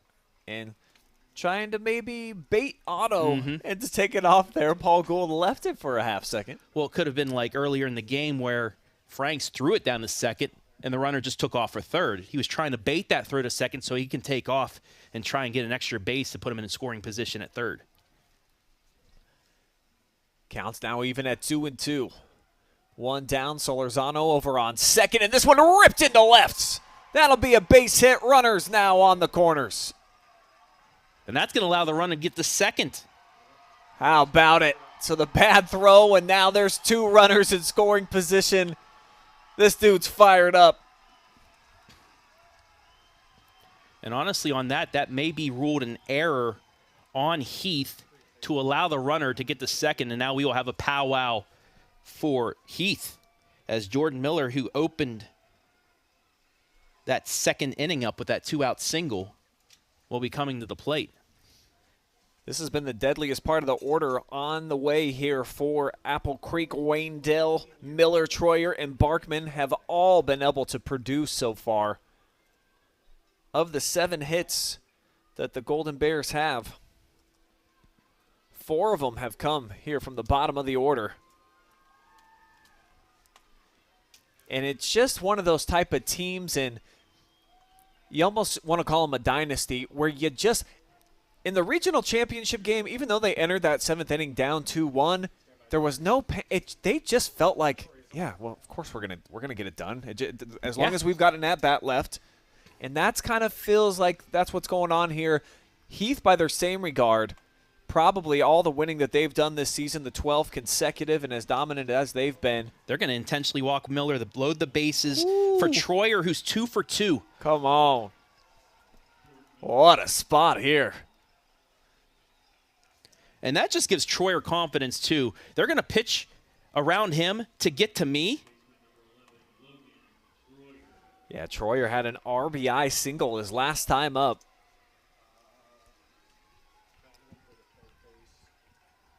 Wow, what a position. They're electing to get the force out at any base instead of, facing a 1-for-2 batter, now going for a 2-for-2 batter. First pitch, and Troyer right at the second baseman. It got hung up just for a moment. Felt like for a half second that this might bloop in there, but a nice adjustment and the play made by Patterson.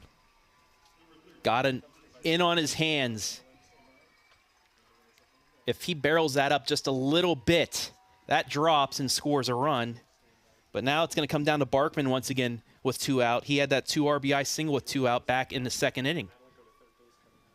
Flew out to the shortstop, his last at bat, who's playing deep here. And looks at strike 1. This is a pivotal turning point in this game. Can Heath get momentum getting out of this jam, or can Waynedale get back in the lead? All the bags full. Number 9 hitter Barkman takes that one high at the 2nd level.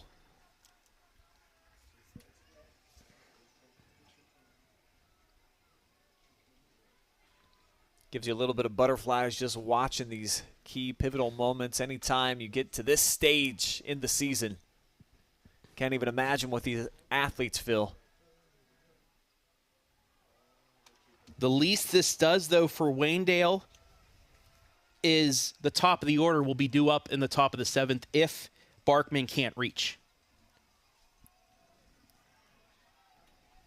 Which, you know, this top of the lineup's aching to get back out there to do something, you know? Yeah, 1 hit out of the top 3 batters for Waynedale today in 3 plate appearances each. The pitch, and it's fouled off.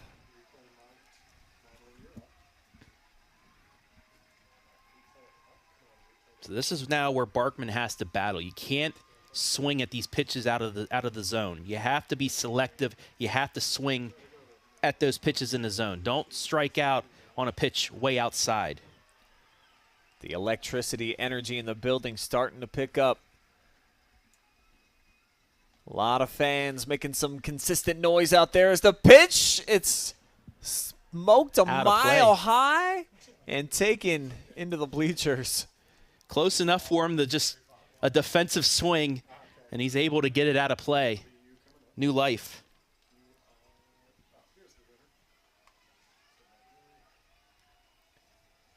Now the 77th pitch from Baum. And the 6th of this at bat. Barkman stands in and again slaps it foul. And this is at the point where you can frustrate the pitcher. Back-to-back 2-2 pitches that have been fouled off. This is where the pitcher's like, what do I need to throw to get by you? You're hitting everything that I have and staying alive. Especially that one that he chased way up out of the zone.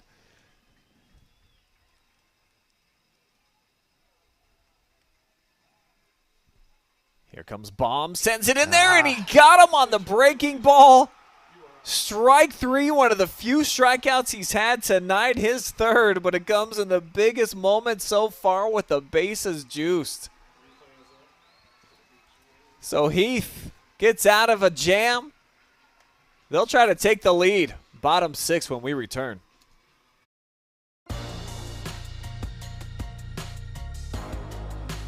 Hello, my name's Tristan Franks, and you're watching the Final Four on the OH Report.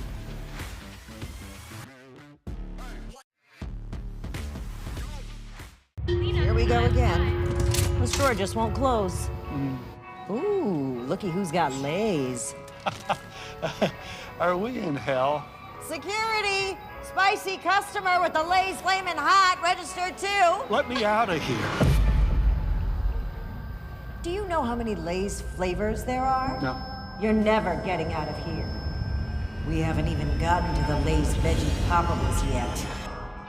Ooh, they make veggie poppables?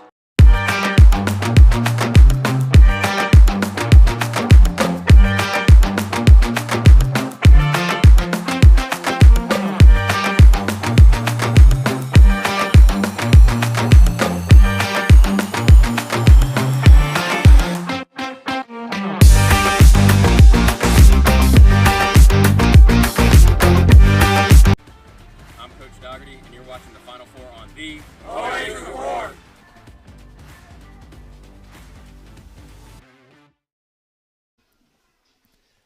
Shane Coblentz stays out there on the hill for Waynedale as We have reached the bottom of the 6th. We are all knotted up 3-3 on our Apple Creek Baking Company scoreboard. And it is the number 8 hitter to start things off here, Connor Toomey for Heath. Taking a look at the bullpen, Hayden Woodward now getting loose for Heath out there. And he would be the presumed starter for Heath tomorrow if they were to advance. So both teams playing maybe, hey, if we go into extras, we're going to need you guys loose and ready. Once again, you got to get to tomorrow first before thinking about who you're going to pitch. 1-2 now the count as Coblentz bends in that last one.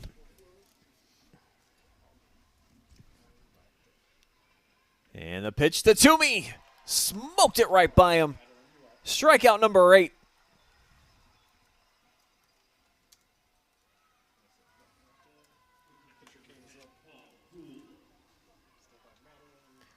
This is a big inning for Coblentz, a shutdown inning after giving up the 2 runs in the 5th.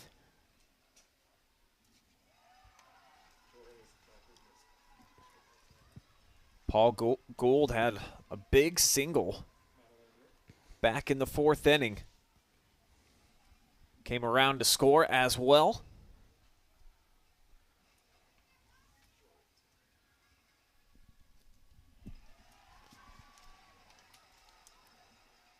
Here he is behind 0-2. On base once today, struck out back in the 2nd as well, behind in the count 0-2. And the pitch takes it off the shoestrings. And an easy throw over to first. Play made by McLaughlin. 2 down. Yeah, just got a soft swing.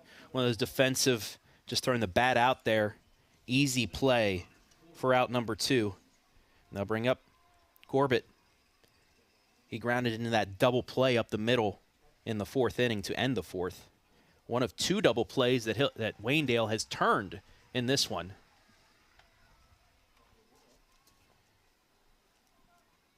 Bears have been an exceptional fielding team, not just this season, but the last few. It's helped carry them into big games like this, but no play to be made there right in between McLaughlin and Miller, and he'll be on with a 2-out single. Yeah, seeing eye single just past Coblentz, right over the bag at second base. And it's a 2-out runner for Patterson, who started things off in the 5th with that hit by pitch and scored the game's 2nd run for Heath. As Woodward will get a time as he comes back in from the bullpen because he's on deck. That's best case scenario here if you're Shane Coblentz is, tire this big fella out a little bit. Have him do a little jog back over there to get his hitting weapon.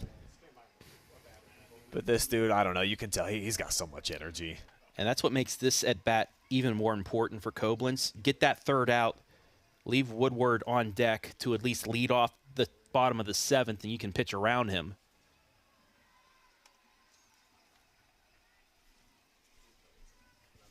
Patterson takes ball 1 here to start off this at-bat.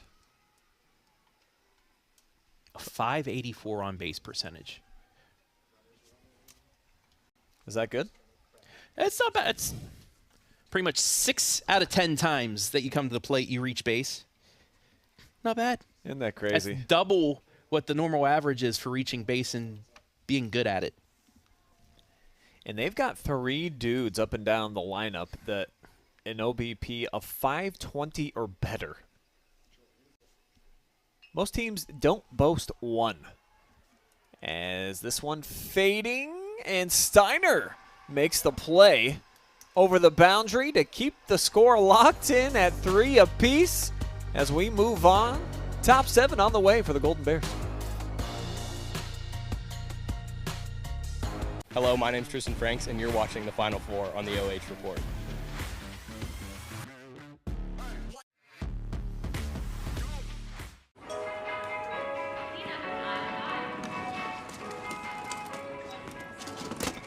Here we go again.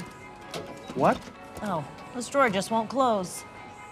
Ooh, looky who's got Lay's. Man, those Lay's sour cream and Yumians just keep me coming back. You keep saying that.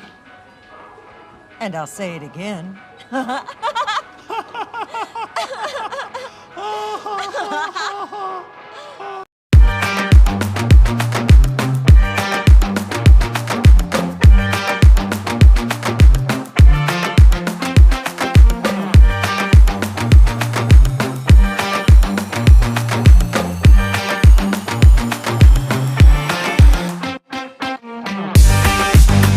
Hello, my name's Tristan Franks, and you're watching the Final Four on the OH Report.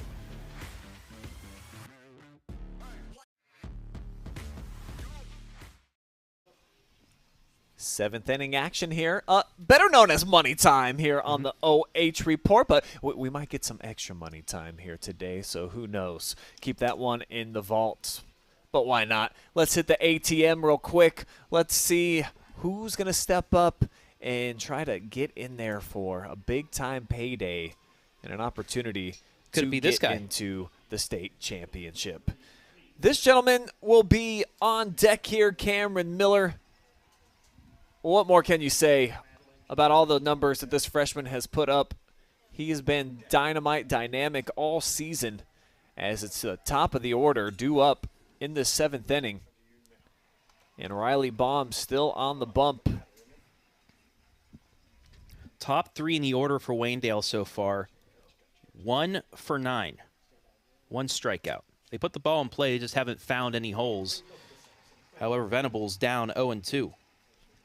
Struck out his last time up looking.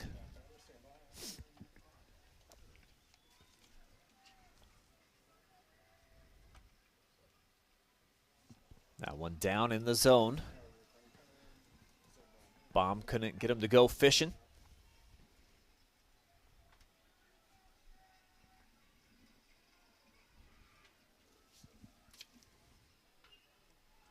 Got him on the high pitch. Called for and an underhanded play made. Living a little dangerously, but Binkley comes in for out number 1. I don't know if he was expecting to catch that at first. Yeah, it looked like Baum called for it, and then he was like, okay, go ahead. You know, the pitcher's not normally supposed to make the play, No. of course. And it looked a little casual, but Wyatt secures out number 1. Here is Cameron Miller. He's got out basically hitting at the shortstop so far. He's had 3 grounders. And takes a hard cut here.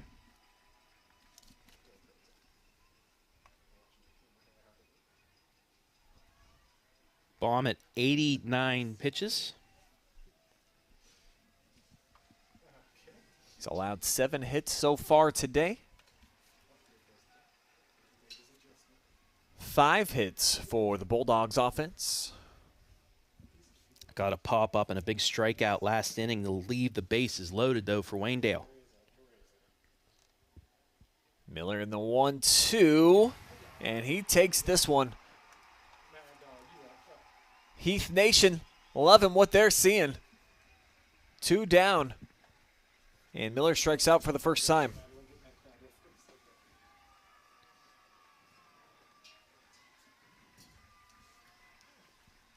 Now it's up to Coblentz. Try to get something going. 2-out rally time.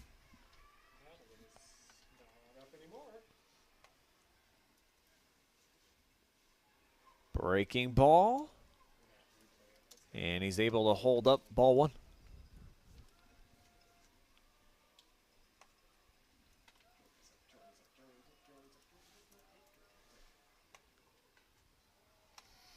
Too tall right there, so a hitter's count for Shane. And Coblentz, he has that speed as well if he can get on. Bring up Tristan Franks in a big situation. See if they can squeak out another 2-out run. Cracked foul. And Coach Doc making the play over there. Pretty nice barehanded snag. I've seen quite a few head coaches make some phenomenal plays over in out of bounds territory this season. They like getting in on the action every once in a while instead of just standing there directing traffic.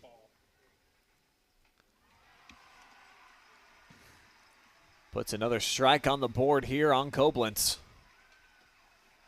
This matchup between the two starting pitchers. Shane's got a hit so far on his afternoon. Baum has yet to get on with a hit yet. Did walk. Hit by pitch. And a stolen base.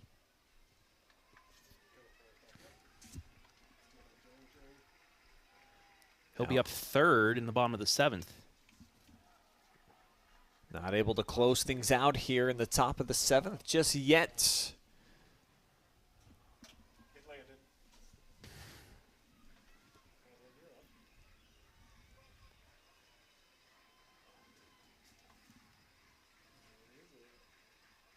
Coblentz checking his bat.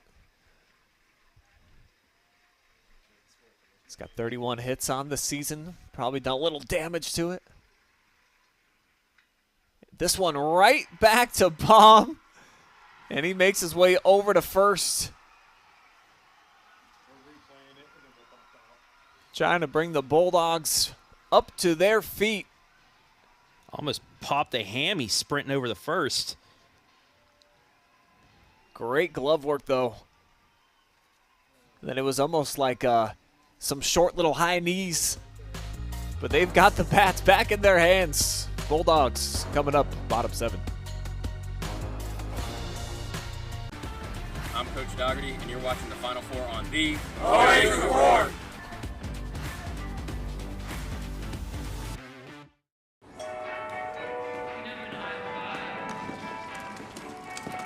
Here we go again. Oh, wow. Oh, the store just won't close. Ooh, looky who's got Lay's. Looky who indeed.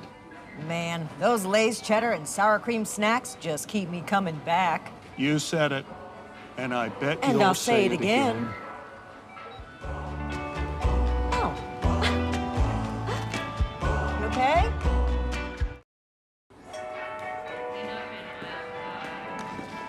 Here we go again.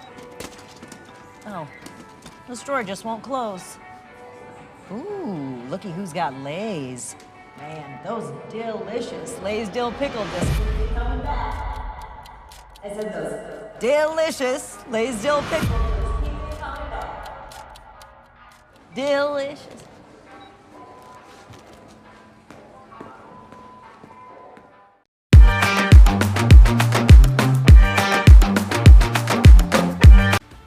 I'm Coach Dougherty, and you're watching the Final Four on the OH Report.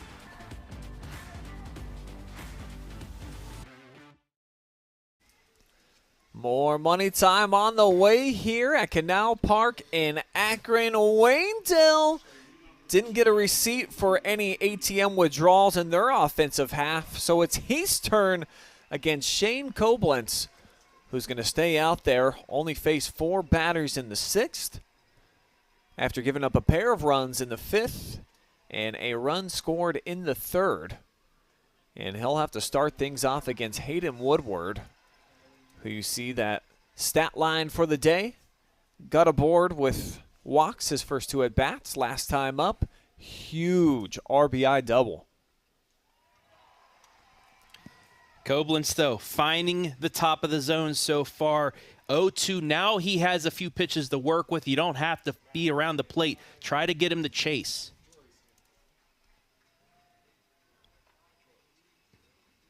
The pitch fouled off.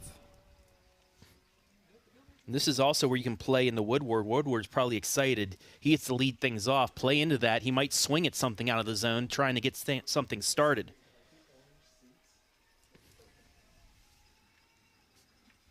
Coblentz kicks, steals, and got him. Arguably the biggest strikeout so far today for Coblentz, as the best hitter in the lineup for Heath sets down via the K. Elevated the 85-mile-an-hour fastball. 1 down. Caden Green, his last 2 times up, has provided an RBI with the bat. Sacrificed his AB in the 5th for the Ribby and had an RBI single for the first run for Heath's offensive day back in the 3rd.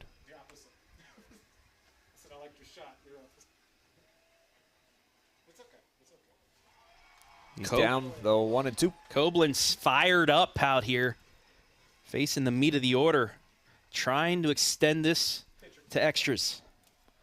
This fastball doesn't have quite the same velocity that it did early in the game, but still hitting 84-85 in the 7th.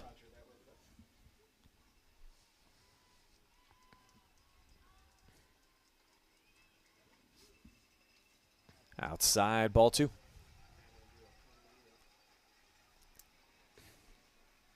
Caden Green just looks like he's having the time of his life there in the batter's box.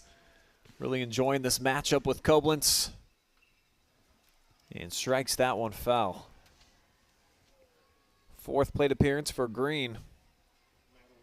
We could, if Coblentz were to get this out here, we could see what we saw in the top of the inning, pitcher versus pitcher with 2 down. Just got a piece. Yeah, barely. Keeps this AB alive there.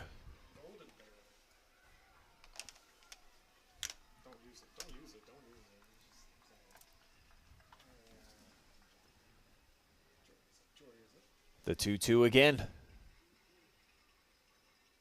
And got him back-to-back Ks on the 2 top hitters in the lineup. Woodward and Green set down, and that will bring Baum to the plate.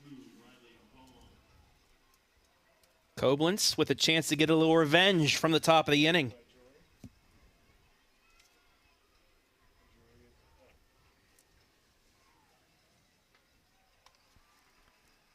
Upstairs with the first offering.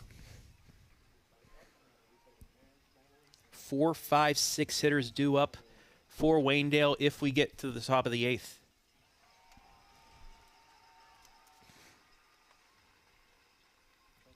And this most likely will be the final batter for Coblentz.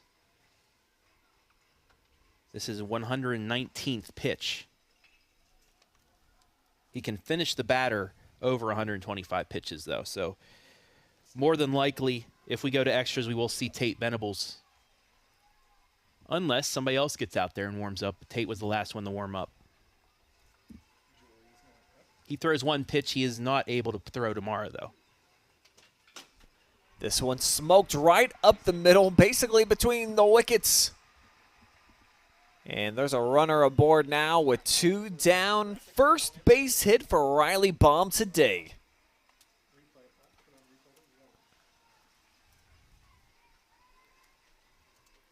And now Doc makes his way out for a conversation. You would presume the Coblentz would turn it over. He's gonna. And likely Venables will take his spot on the bump. You guys are enjoying free baseball today thanks to our good friends at the Apple Creek Banking Company. If you go to applecreekbank.com right now, you can see their crazy high rate on the Ohio Homebuyer Plus Savings account. Limited time only. Member FDIC, an equal housing lender. Go Bears. 89 Homes, building homes, earning trust since 1979. Frito-Lay, driven and inspired by their purpose. Food that matters for life's moments. And tonight's broadcast also presented by Buckeye Horizon Heating, Cooling, and Plumbing, your local Trane comfort specialists. So as presumed, we'll get Tate Venables, the winning pitcher, in the regional championship victory against Perry over at Massillon. 6 innings strong, only allowed 4 hits, no earned runs after taking over on the bump for Otto Solorzano, who gave up 2 runs on a pair of hits in the first inning. So Tate is a guy that doesn't need a whole lot of time are being told, like, hey, we're going to need you. So he's at least had a chance to warm up in the pen and knew that he might be relied on here. Yeah. Got to throw him now. You don't know what will happen tomorrow, but you got to get there first. In the words of the great Apollo Creed, sometimes there is no tomorrow. There is no tomorrow. Yeah. You got to play for the now. And also, Baum is at 98 pitches, so if we do go to extras, he would have to get out of the inning to win it. If not, they're going to have to throw their Woodward. He's going to take off. The throw from Franks, and it hops out of the reach of McLaughlin. Yeah, might have actually, that's Coblentz, might have cracked him. So Coblentz now at second. And absolutely right, took his lid right off his noggin. Don't know the count. Don't know if that was a strike or not, at least on the scoreboard. The second pitch gets by him. Now that one was a strike. First one they did say was a ball, so we're even at 1. Dansby would love to be the hero here with a walk-off hit that sends the Bulldogs into the state finals. Venables with the pitch. Got him swinging again. Swung through the off-speed. A little bit more movement on that off-speed pitch from Venables, and it fooled him. 1 strike away from escaping. Baum takes a short lead off a second. Coblentz steps away, not going to cover the bag. The pitch fouled off. That pitch was inside. You saw how Dansby had to kind of move his arms inside to get bat on ball.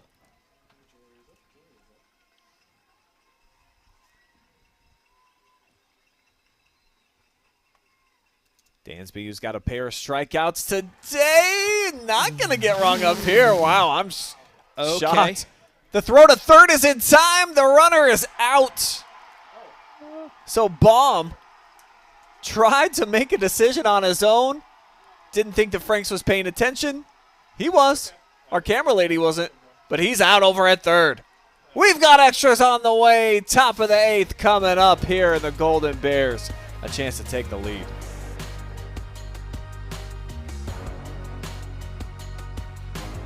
I'm Tate Venables, and you're watching the Final Four on OH Report.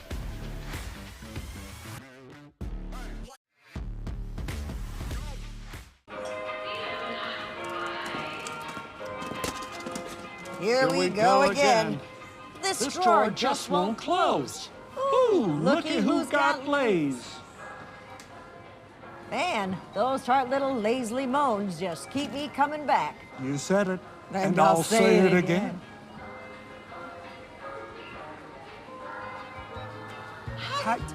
But No,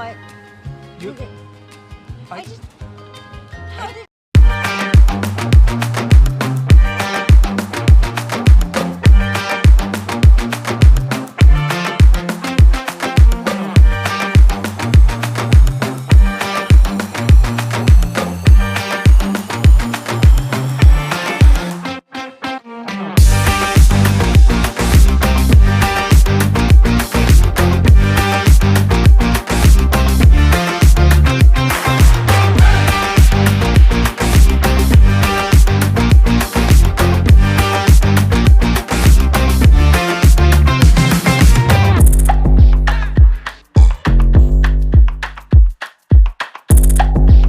I'm Tate Venables, and you're watching the Final Four on OH Report.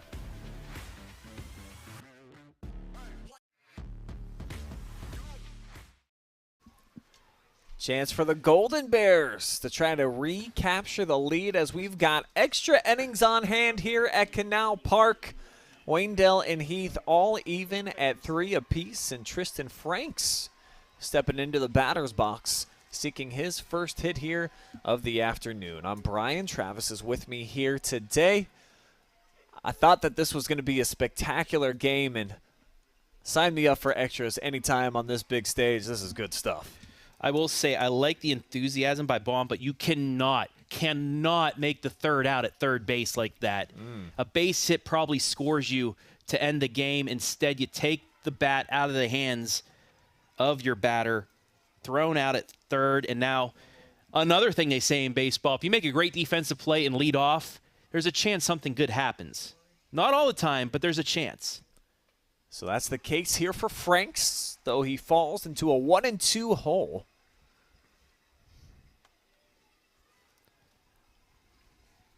Another solid pitch produced by Riley Baum, presumably his last inning of work here.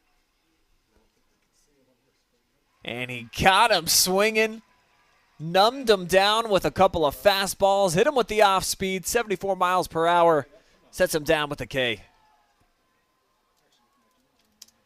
Yeah, all off speed there to get him. Fifth strikeout of the afternoon by Riley Baum. And now it's Solorzano. Singled the last time he had a chance. Travis like that at bat. Or baby Trav, mini Trav, bite-sized Trav.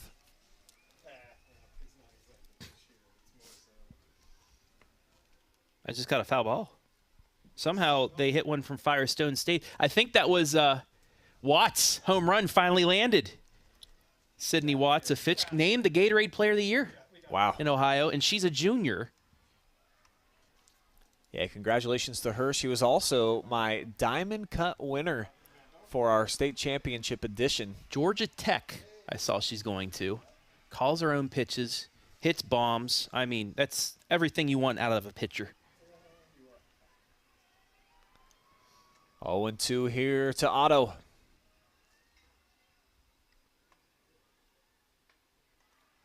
That one way outside for ball one. Baum at 102.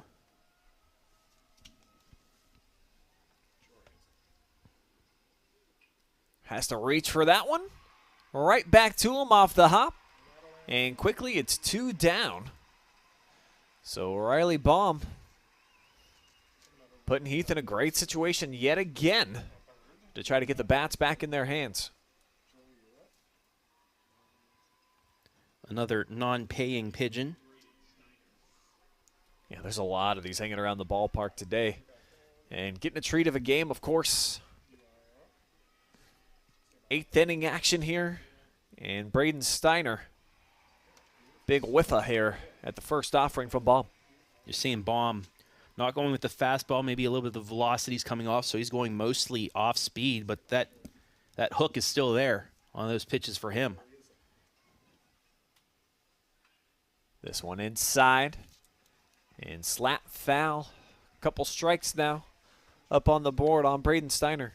I can tell you, Brian, Lake fans are hoping this game goes at least one more inning, so Heath has to use their starter for tomorrow.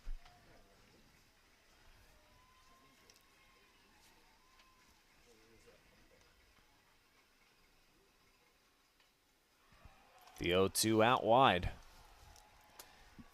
And I didn't catch the name for the starters today for Lake, but he was awesome. Oh, yeah. Shutout performance. Phenomenal. Got put in a bind. 2 runners on there in the bottom of the 7th, and he strikes out the last batter. So, big-time performance by the Flyers starter. And it's been one as well here for Riley Baum and Shane Coblentz. Each putting on some shows.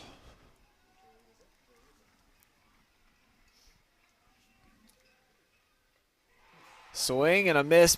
2 out of the 3 outs via the K here. And probably the last that we've seen of Riley Baum. Due up next for the Dogs. We'll see their number. We'll see Dansby again. Dansby will come back in with the empty count.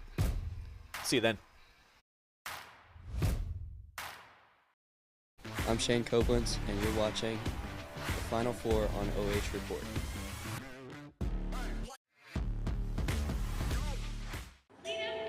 Here we go again. Drawers are tricky, aren't they? Oh, this drawer just won't close.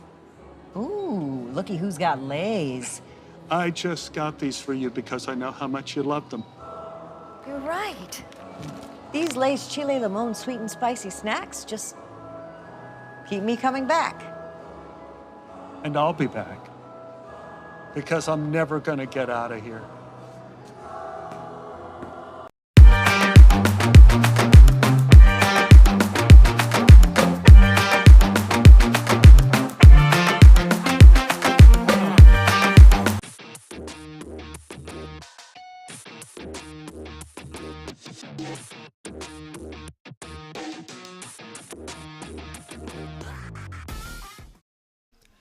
You're watching Waynedale baseball here in the Final Four on the OH Report, but the two-time defending champs again find themselves needing to get a couple of outs to try to keep their season alive.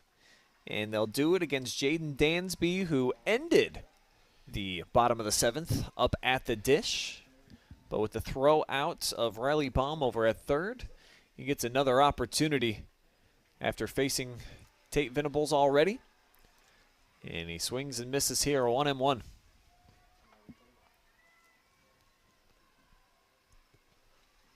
This reminds me of the state championship game 2 years ago. What a hot shot caught there by third baseman Braden Steiner. Yeah, this one absolutely smoked.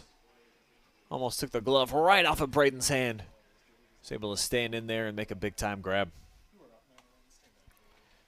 You were saying this game reminds you of what? The state championship game 2 years ago between Waynedale and Edison.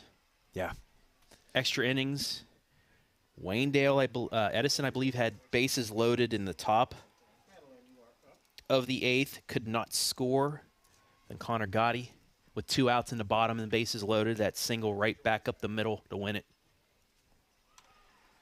Golden Bear fans would certainly not want to see a walk-off here today, as Binkley now has a 1-1 count. 1 for 3 on his afternoon.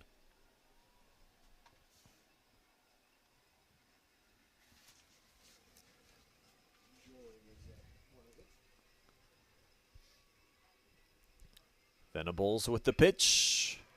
Right back up the middle, backhanded. He didn't need to backhand that. Yeah, Coblentz going to get an E4 on this one. Bit of a routine play for him. I think he kind of got caught up with his footing, so he had to play it backhand, and it threw him off. Be the second error of the game for Waynedale, and it's been McLaughlin who was playing second earlier. And now Coblentz accounts for Binkley over on first. And now the number 8 hitter, Connor Toomey, struck out each of his last 2 at-bats.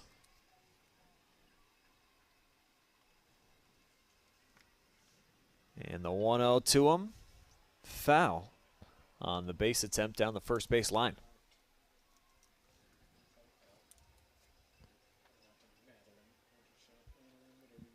We saw the situation with him before in the 4th inning. A runner on. It was the same situation, but with no outs. Binkley steals second base barely. Toomey ends up striking out after 2 failed bunt attempts. It still worked like a sacrifice because of the stolen base, but he was unable to get the runner to third, and it ended up keeping them off the board in the inning. Shows That's a high bunt fastball. Again. Yeah, blows it by. Tried to pull it back, but a strike 2. So now again, really can't bunt here. We'll see if Binkley tries again at taking second base.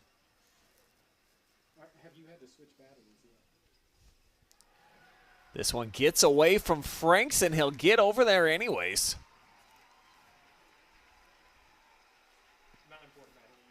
So the winning run now in scoring position. Just bounced away from Franks, who made a nice stop but couldn't corral it. Binkley takes his lead. The pitch popped out of play.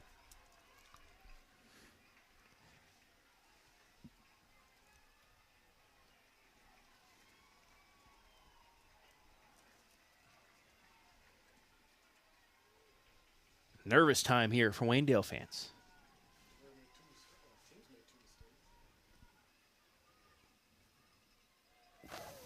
Just missed outside. Tough pitch. Another look at that ball that escaped away from Tristan Franks. That's what put the runner in scoring position. Heath fans clapping it up. Looking for a walk-off here. And they might just have one. Barkman lays out. He can't make the catch. The winning run will score Binkley in. He's moving on to the state championship game. And the Waynedale dynasty ends here in the Final Four. RBI walk-off for Connor Toomey.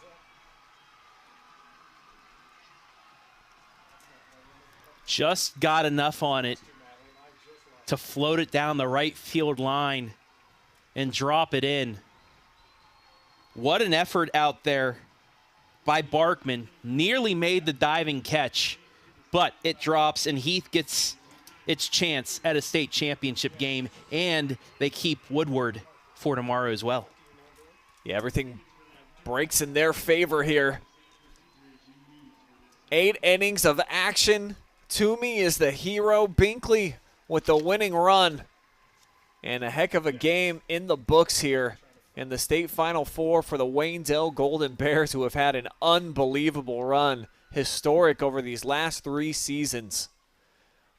We'll talk more about that in our post-game coverage. We'll have that and our most valuable player interview all coming up on the other side.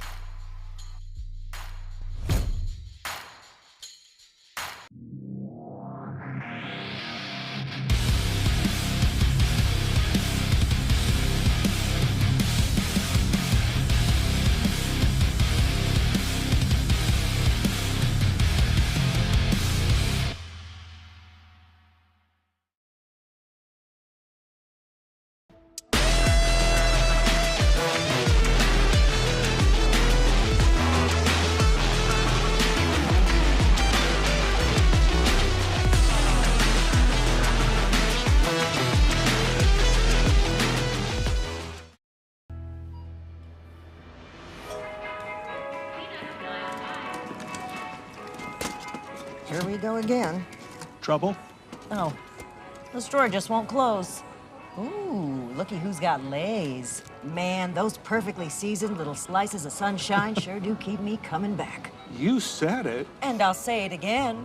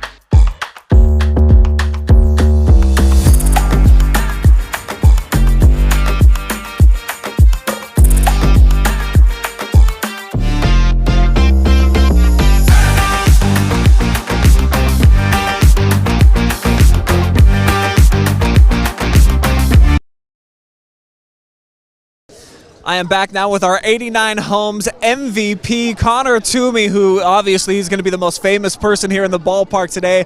Walk-off hit, extra innings, big-time performance all the way around there. Just take me through that last at-bat and how awesome it was to get the result. So I knew, like all my at-bats throughout the game have not been the best, and in that high-pressure moment, like I trusted my guys to get on. I knew if I just kept swinging the bat, something good would happen, and eventually fell. Our guy got on, and then after that, that happened. So, yeah. Yeah, the emotions, the celebration after, if you can put it into words for me, you know, obviously you're the hero of that, but all the collective movement that you guys had to have throughout the season, all the big-time wins, all formulating into that one moment, what did that feel like? I don't know. It just, like, relieving, because we got to this point last year. We knew we had to work hard all season. We knew we were capable of getting here.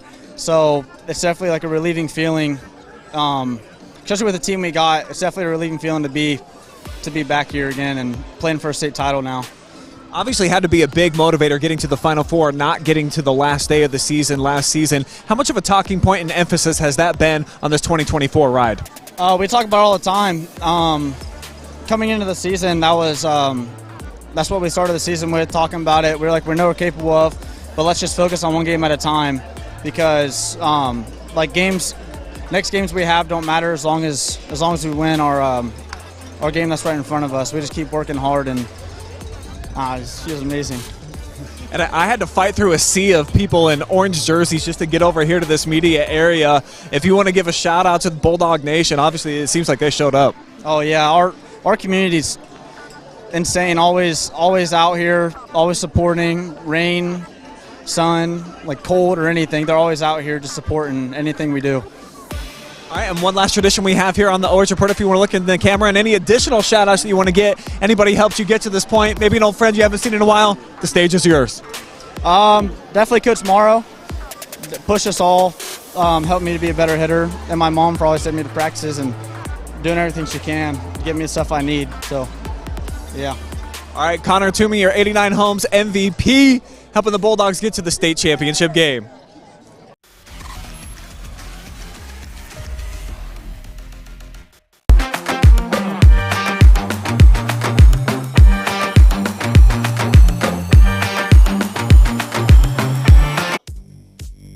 We welcome you back for our post-game coverage presented by 89 Homes, building homes, earning trust, and a crazy way to end the season here as Heath gets a walk-off in the 8th. Waynedale, the two-time defending champs, they get back to the big stage, but they cannot seal the deal for a third consecutive time. Would have became the third team all-time to do it, but it's Heath, their season, the number 2 team in the state. Moving on, Travis, in a clutch performance at the end of the game, Connor Toomey with the walk-off hit. And a clutch performance by Riley Baum. Bases loaded, 1 out in the 6th. Gets a pop-up after the intentional walk and then a strikeout to get out of the jam. That was the turning point. Heath had all the momentum, and they were able to answer in the bottom of the 8th for the victory, as they will go on and play Lake in the championship game tomorrow at 5 o'clock. 4 or 5 o'clock, whenever. I think it's 4 o'clock. Yeah, as of the Division III final. And as you take a look at Waynedale and just their season and really just the dynasty overall, you know, so many big plays and big hits and key moments on this stage here in Akron, a park that they're very accustomed to coming and playing in. And they just weren't able to find it here at the end of the game. They led in this thing heading into the 5th inning. They had the 3-1 advantage. And then Green, along with Woodward coming up with those RBI hits, getting them back in it offensively. And then you talked about kind of the turning point, getting out of that bases loaded jam there. Really key, critical stuff. But you love what you've seen from Waynedale, and they're only going to lose a couple of guys here moving forward. So this is a team, a veteran team, that's even got a lot of juniors and sophomores and even a freshman coming up in the ranks. Really good. Only losing Troyer and Venables, as well as their DH in Otto Solorzano. Sorry about that, Otto. But only losing 3 seniors that contributed a lot to the team. So this team, again, has a chance to get back here next year.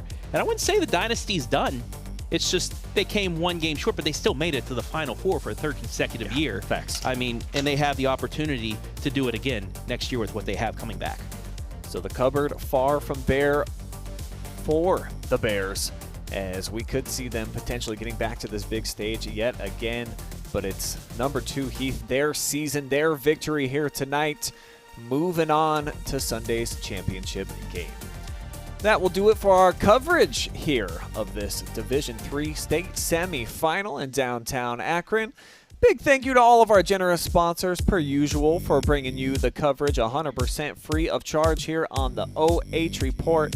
89 Homes, Lori Miller and the gang over there, so generously supporting us the entire season. Apple Creek Banking Company jumping on board for our scoreboard here today.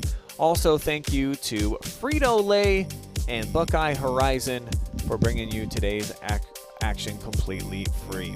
Next on deck, we've got the Hillsdale Falcons. They'll be competing for a chance to go to the Division IV State Championship. That is coming up next on the OH Report. But for now, for this game, we are out of here. We'll see you guys again here in a little bit.